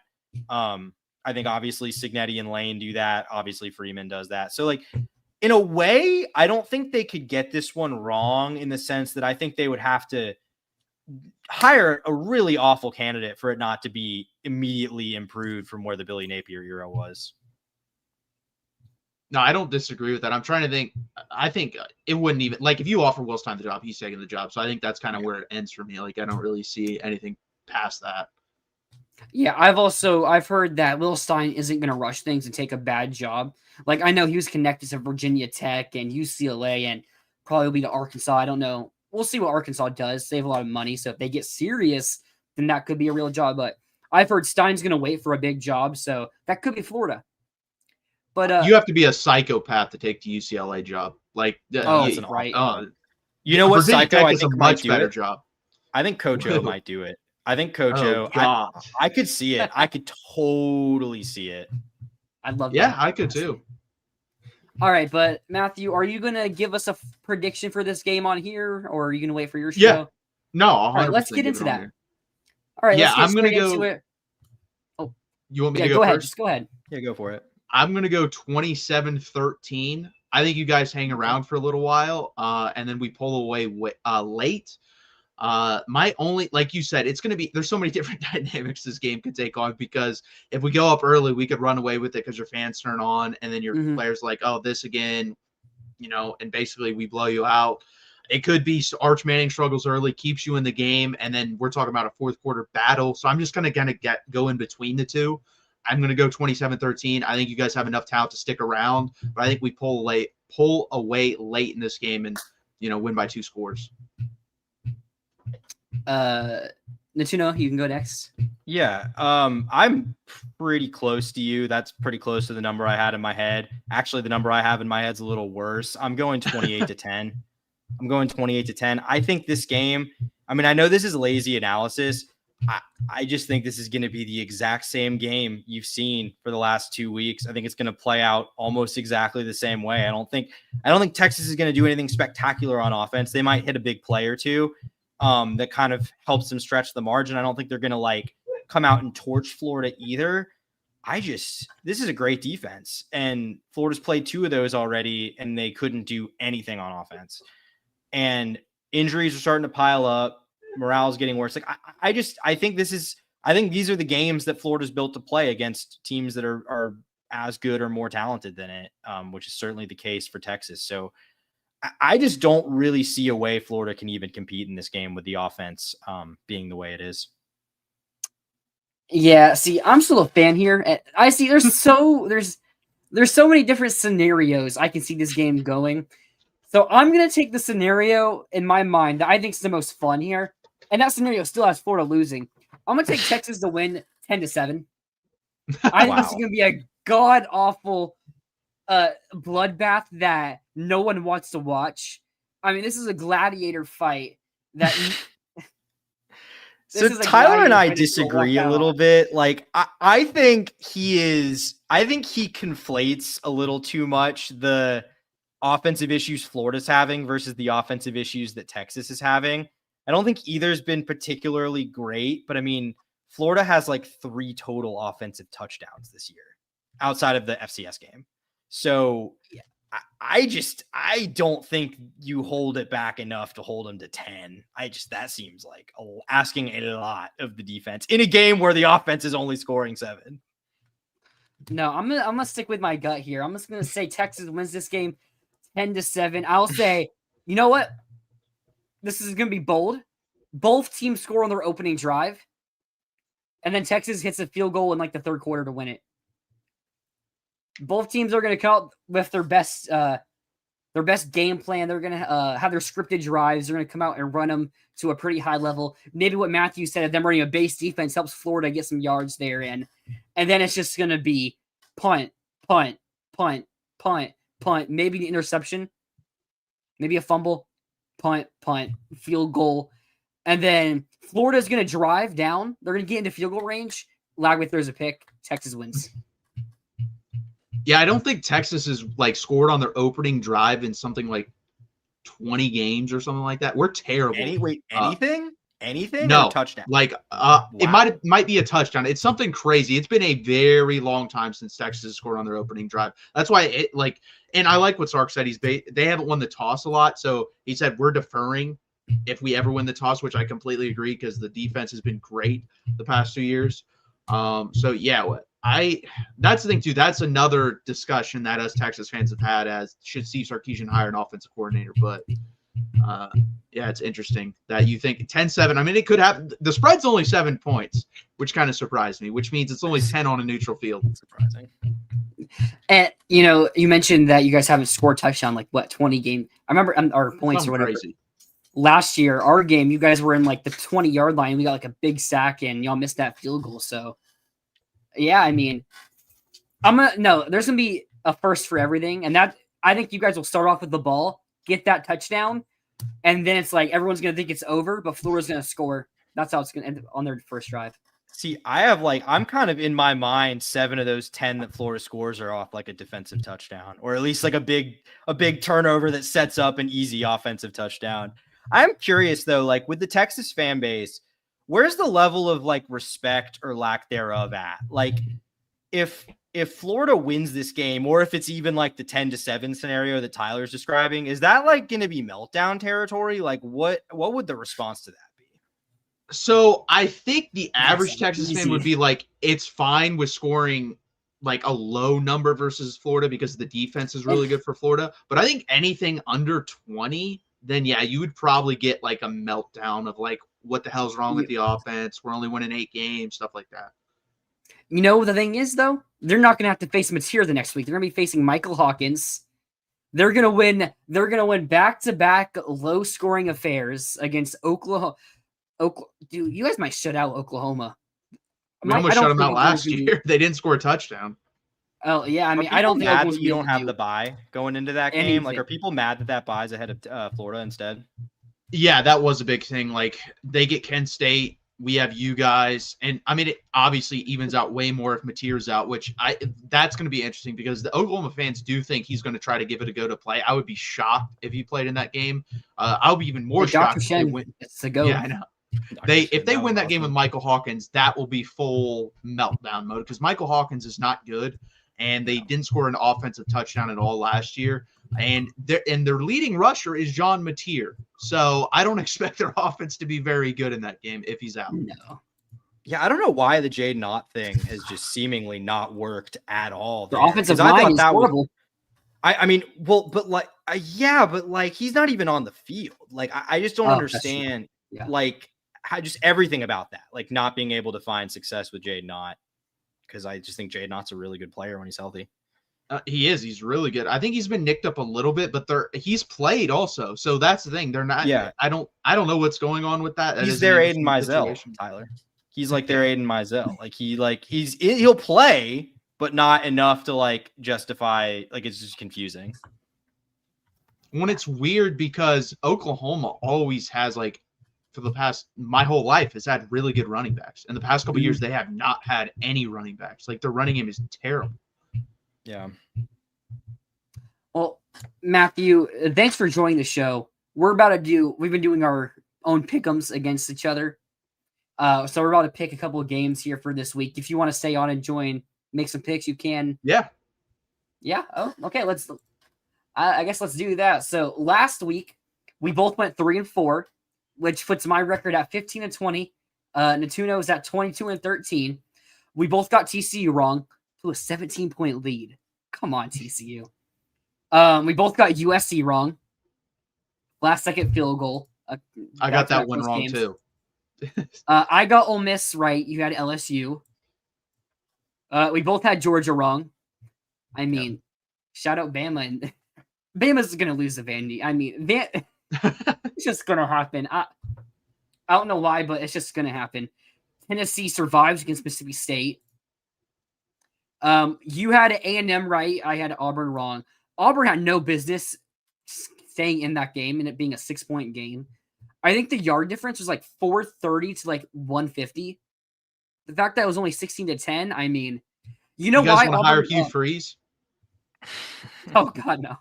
You know the reason why A&M was able to shut down Auburn's offense? Scooby Williams didn't play. There you go. And then we both got Oregon right.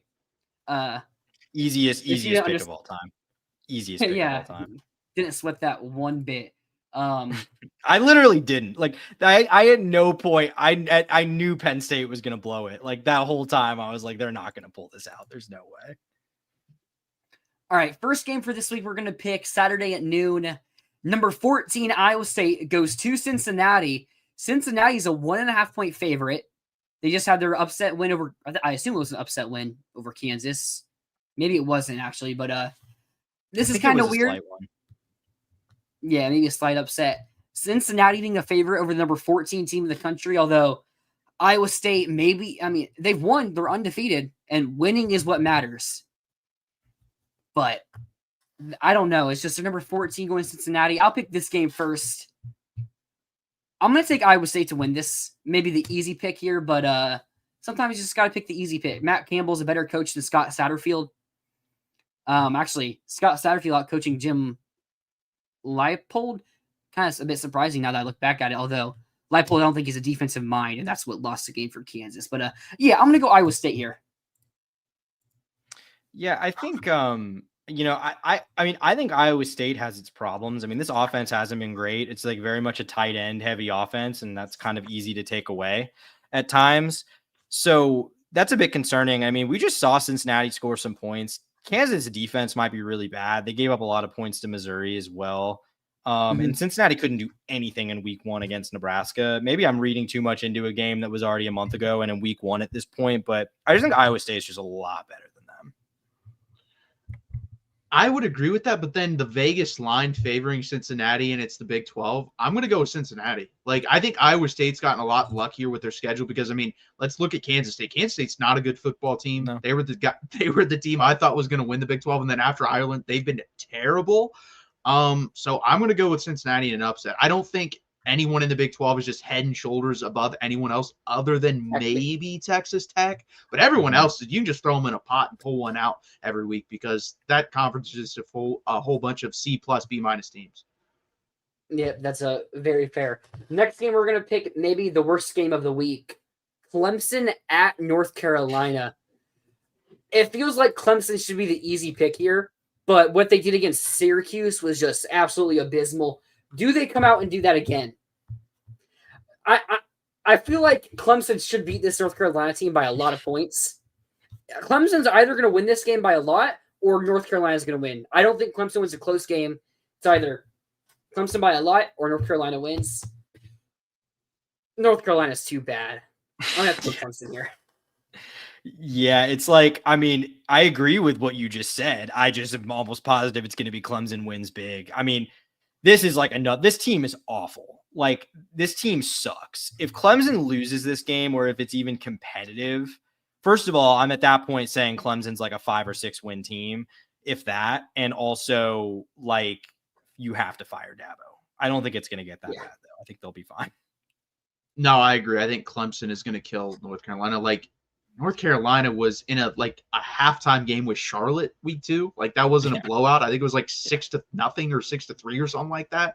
So I think Clemson wins the game. Here's a question. I didn't put this one out there. Would you hire Dabo Swinney if he got fired? No. Would Florida hire? Absolutely. No. I would. I literally said last week on our show. I said on our show last week that I would literally come on our show and absolutely crash out if they hired Dabo. Like.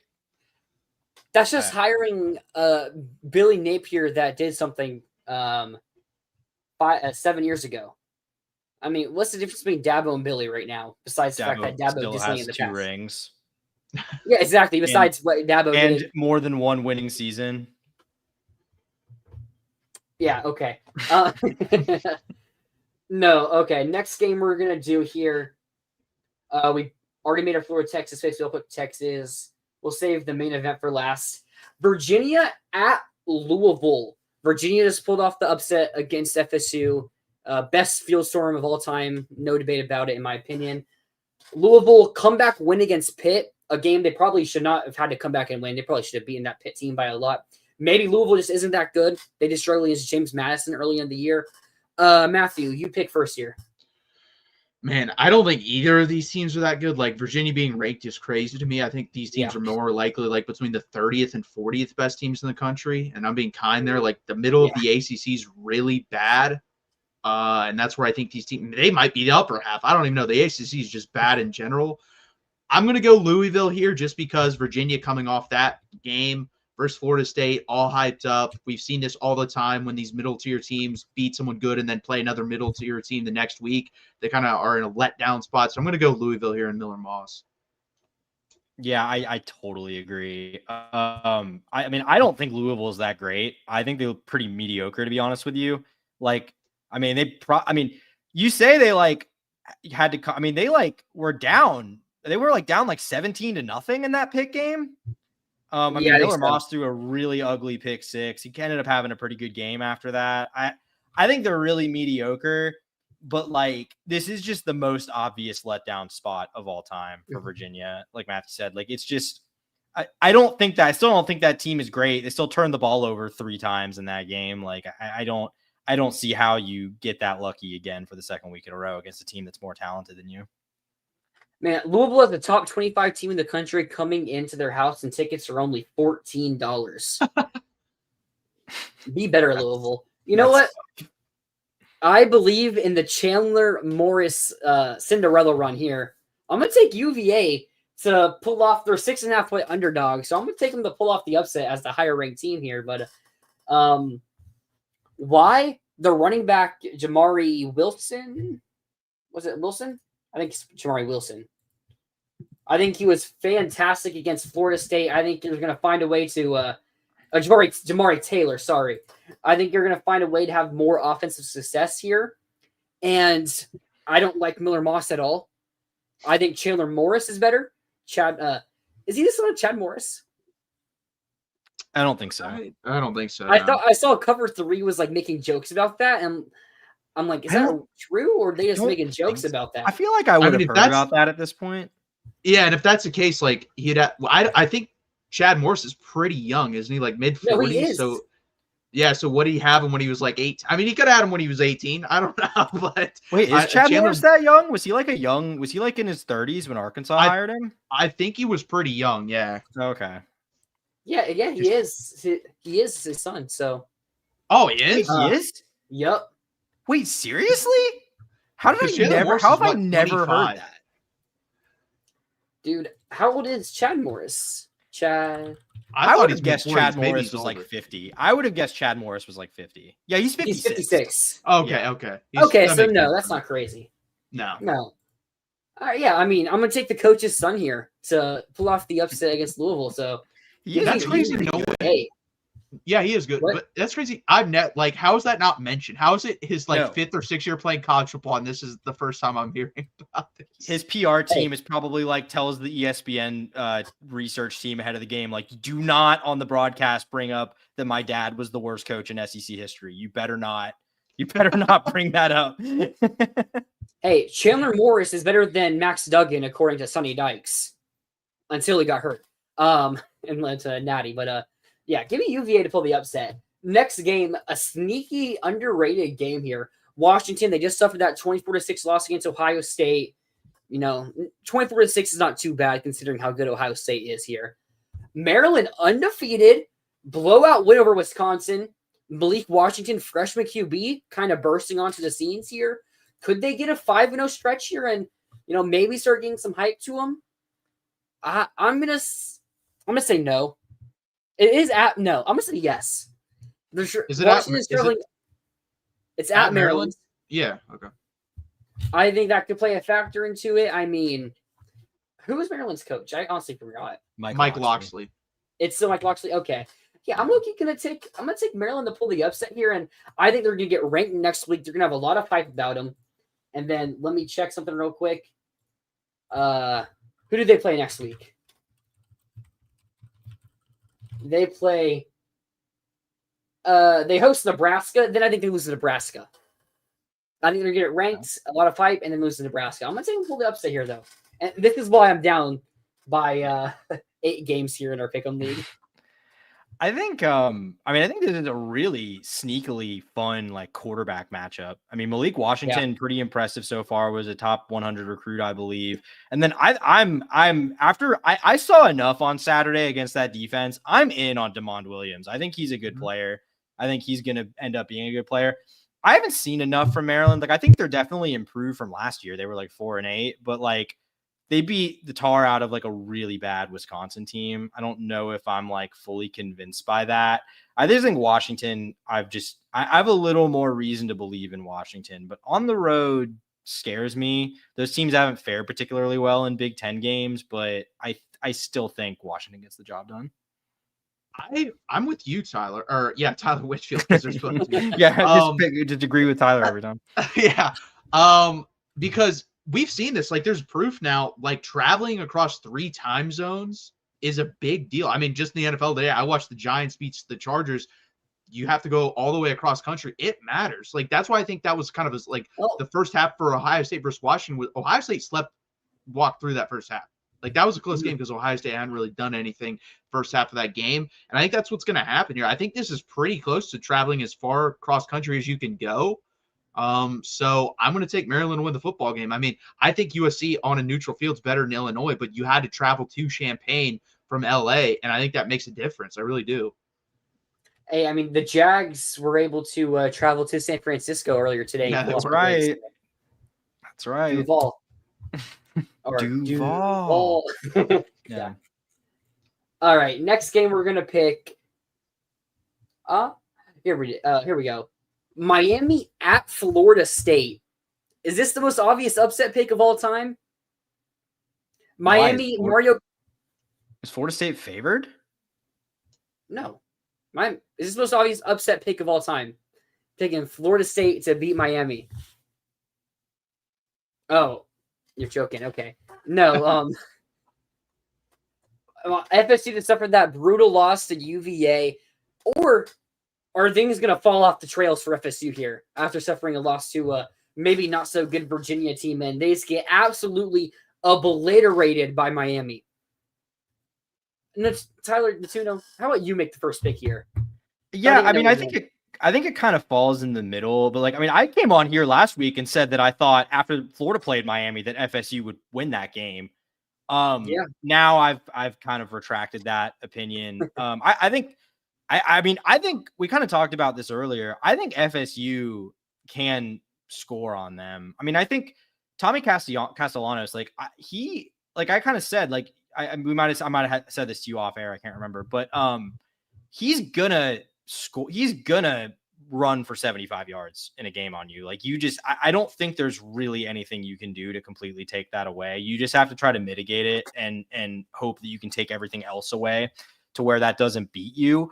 So I think that will make this a game. Like, I think this is going to be a good game. I think FSU's defense might be pretty suspect.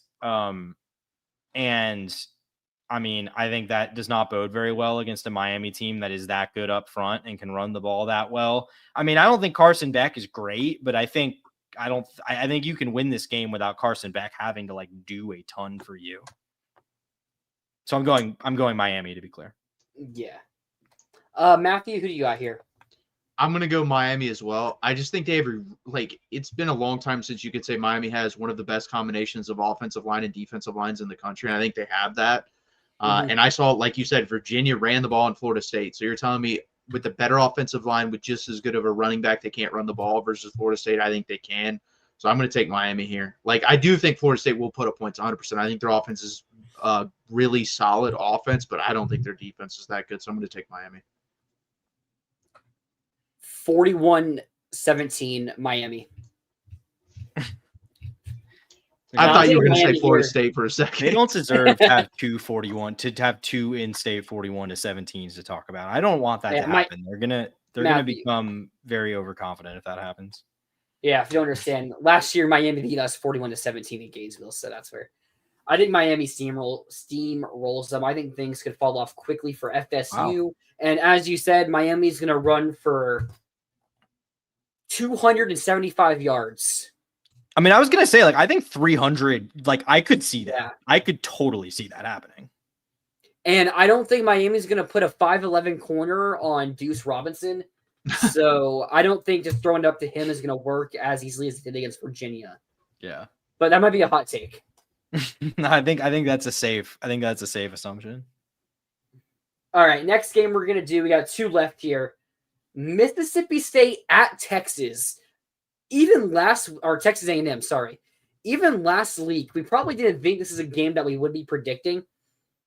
But Mississippi State, I mean, they had the upset against Arizona State, but, the talent level between Arizona State and Mississippi State isn't there really. A difference. I don't think there's much of a difference there as it compared to Mississippi State and Tennessee. But Mississippi State probably should have beaten Tennessee. I mean, Tennessee had 2 defensive touchdowns. They had the fumble 6 and they had a pick 6, right? Yeah. Mm-hmm. I mean, I'm not taking anything away from Tennessee getting those plays, but those are more fluky than they aren't. So, I mean, Mississippi State should have beat Tennessee. At this point, it's probably tougher to say it's a fluke because they've done it twice now. So, Mississippi State's probably legit, as a legit decent bowl potential team in the SEC, which Texas A&M is now ranked 6th in the AP poll. I feel like this is a classic A&M letdown spot. I think they're going to underlook them. I think this A&M defense isn't that good. And I think Mississippi State's going to end up being able to win this game like 38-35. Maybe I should stop picking so many upsets, but YOLO. It's going to work out 1 week. Matthew, what do you think about this one? I'll close up here. Yeah, so I like Mississippi State. Like before the season, they were my team to like be elevated past what many thought. I said 6-6 for them, which I think was crazy for most people when they heard it preseason. Yeah. But I think that's going to happen. I think they're going to win 6 games.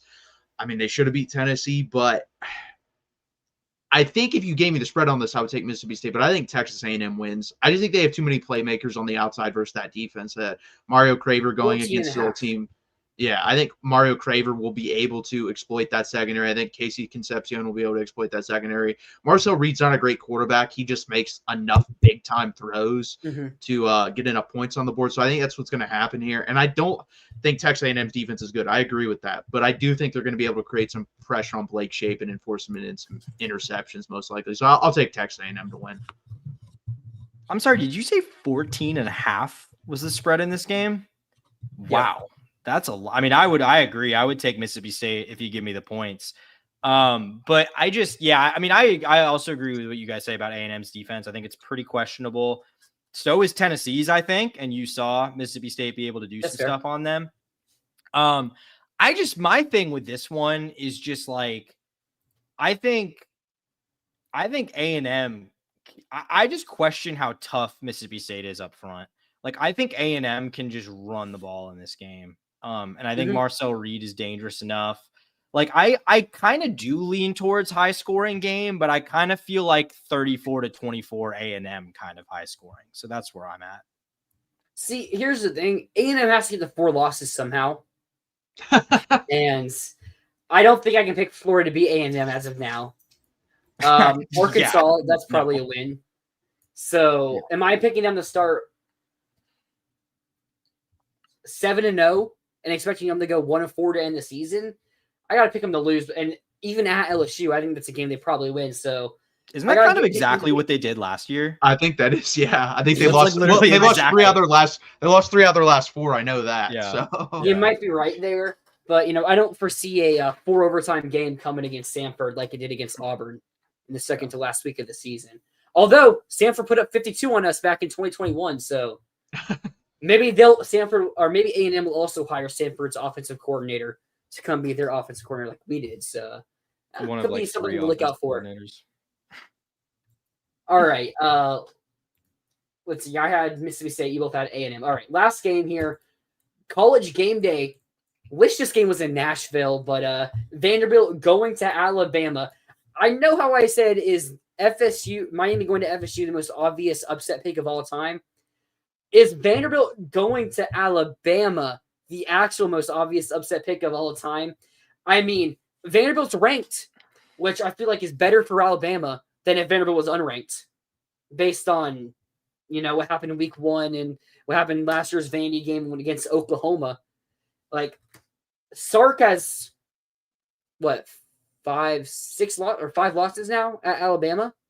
and 4 of them are to unranked teams. So only one of them is to an unranked or is to a ranked team. So higher chance to beat Vanderbilt than say Florida, maybe. No, but Natsuno, how about you start here and pick first here?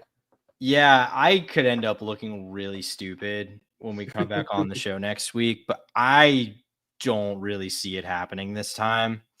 I mean, look, Vandy's looked pretty good, but is no one going to talk about that Vandy just gave up 35 points to Utah State yesterday, a bad Utah State team? I think they got Utah State is 4-0 against the spread. Okay. Don't let Bronco Mendenhall. Don't disrespect his name. Well, I will a little bit because I don't think they're very good, and they only won by 20 while giving up 35 in that game. I mean, I think Bama actually, like, I was really down on them, obviously, after the Florida State game. I think they're pretty good. I think they're pretty. I don't think they're like elite at any. What? Yeah, that's a really hot take. I don't think they're like elite in any particular element, but I think they're really solid across the board. And I think Ty Simpson's pretty good. I think Ty Simpson's a pretty good quarterback. I've liked what I've seen from him. I think this is probably pretty high scoring, but like, when I just think about like how that game had to go last year for Vandy to win, I don't really see that happening in Tuscaloosa this time.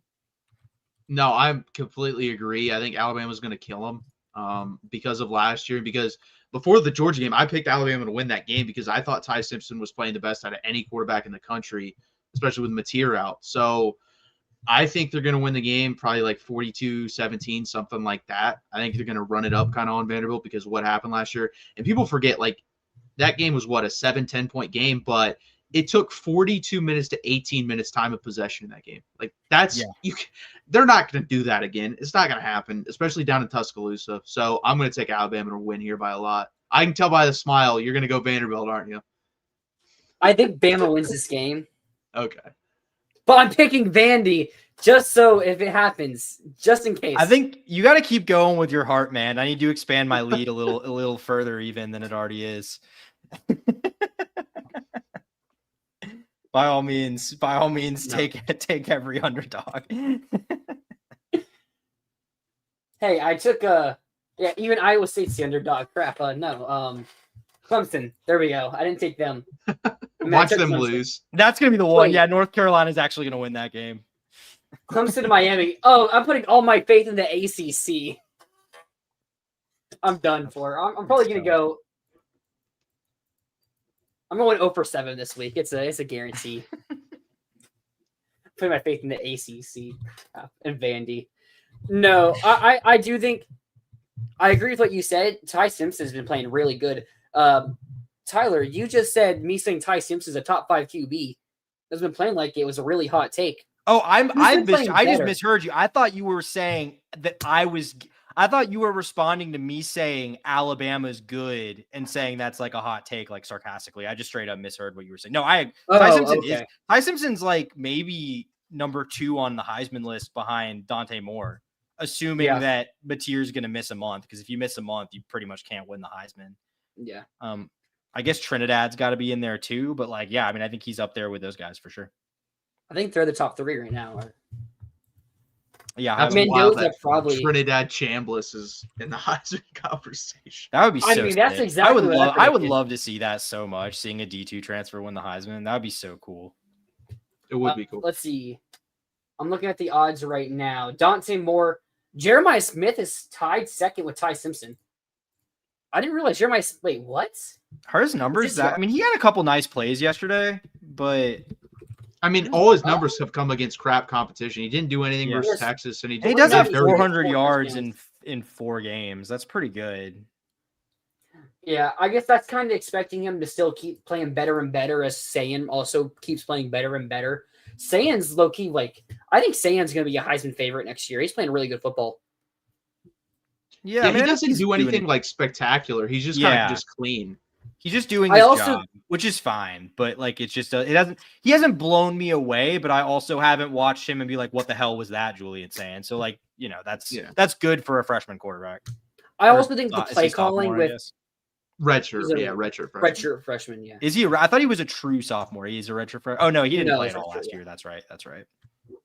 No, I think something holding them back a bit is the play calling questions between Hartline. Is he calling plays? Ryan Day's also calling some plays. Like maybe they're being a bit more safe as they warm Sayan up and keep giving him more and more of an expanded role. Like I think by the end of the season, they could be connecting at a higher level than Will Howard and them were.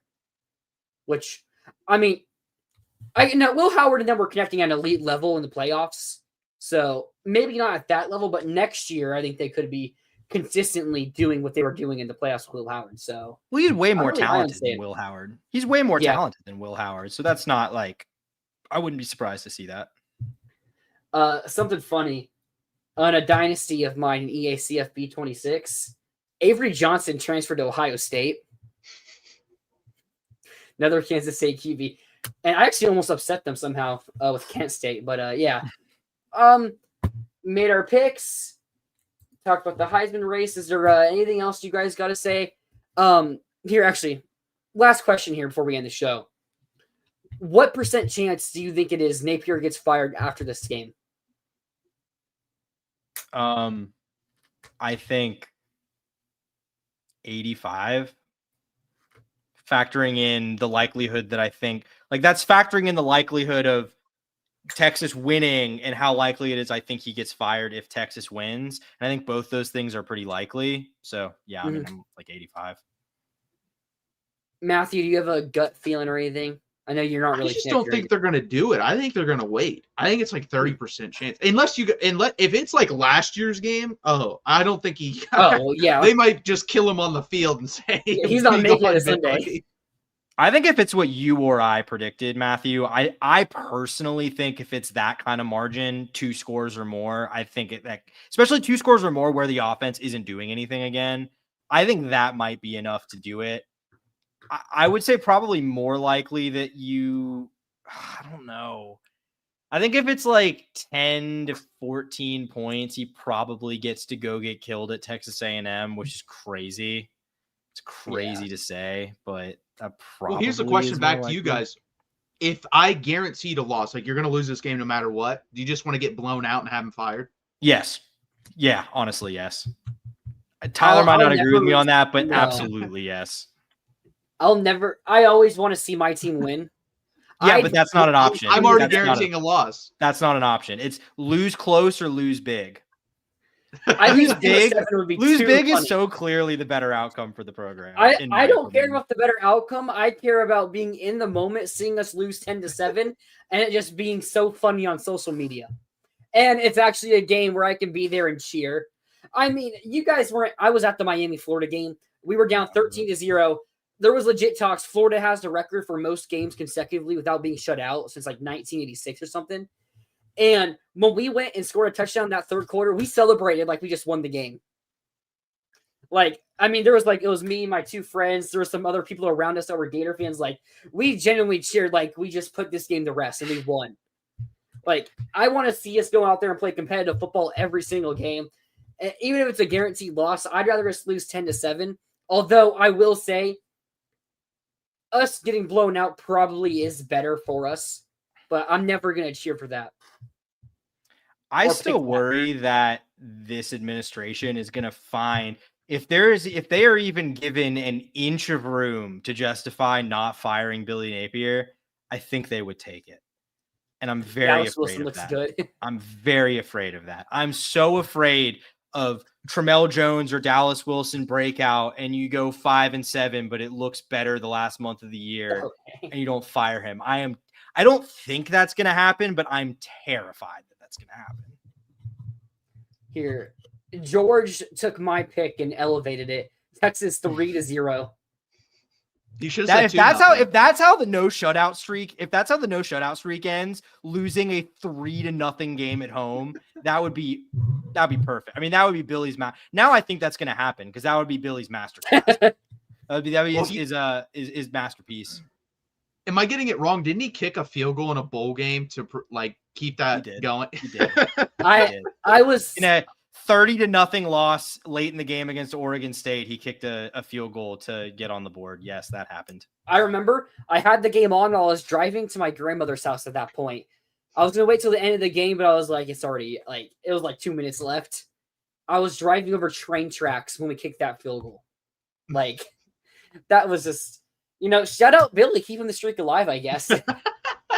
I mean, the fact that if there's no shutout streak can survive 3 years and change of Billy Napier, it might actually last forever. Like, it truly, like, if you can get Lane in here, I'm not sure that shutout streak is ending anytime soon. Yeah, if Lane's a coach, it's not ending anytime during his tenure. Yeah. I mean, hey, thanks for joining the show, Matthew. Yeah, really appreciate it. Promote your show, socials, or whatever you got there. Yeah, so we're every Monday at 8 p.m. Eastern time. That's the live show. And also Tuesday with different co-hosts, Josh and Brandon over there every Tuesday at 8 p.m. Eastern time. So check us out, just all Texas. We actually just started what you guys did where we'll predict like 3 or 4 biggest games of the week at the end of every show as well. So check that out. And then that's my X right there, right under my name, Matthew MS97. Just check it out right there. Follow me, whatever. I don't really tweet about much, honestly. I'm a Yankees fan, so this next couple days is going to be pretty stressful for me. Also, bashing a couple of these Mariners fans that think Cal Raleigh's the MVP because it's Aaron Judge. No question about it. So that's what I'm on right now. Yeah, I can't speak too much on the baseball. I saw Pete Alonso he's opting out. The Mets. I saw someone say the Yankees. Is that real or no? I don't think we have room for him, and I think he overproduced this year to what he actually is, so I don't really want him. It's going to be interesting how the Mets handle this offseason, seeing as they just gave Juan Soto $800 million and missed the playoffs, so I love that. It'll be interesting what they do. No, but thank you for joining the show. We will be live maybe an hour or so after, an hour and a half or 2 hours after the Texas game for our post-game live show. And then, of course, we'll be live 7 o'clock Sunday for our Florida Gators Live 49. Maybe that will be the show we're talking about Billy Napier being fired. Now that we've done this just make that your title for every video. He's not fired. Billy Napier still the coach of the Gators. Yeah, I mean, as you can see in this title, it's the Florida Texas preview / Napier's last game. And question mark. Tyler and question mark. Yes. Maybe we'll get there. Maybe we'll celebrate like there's no tomorrow when it happens. But thanks everyone for joining. We'll see you guys later on in the week. I hope you guys enjoy your week. And as always, go Gators.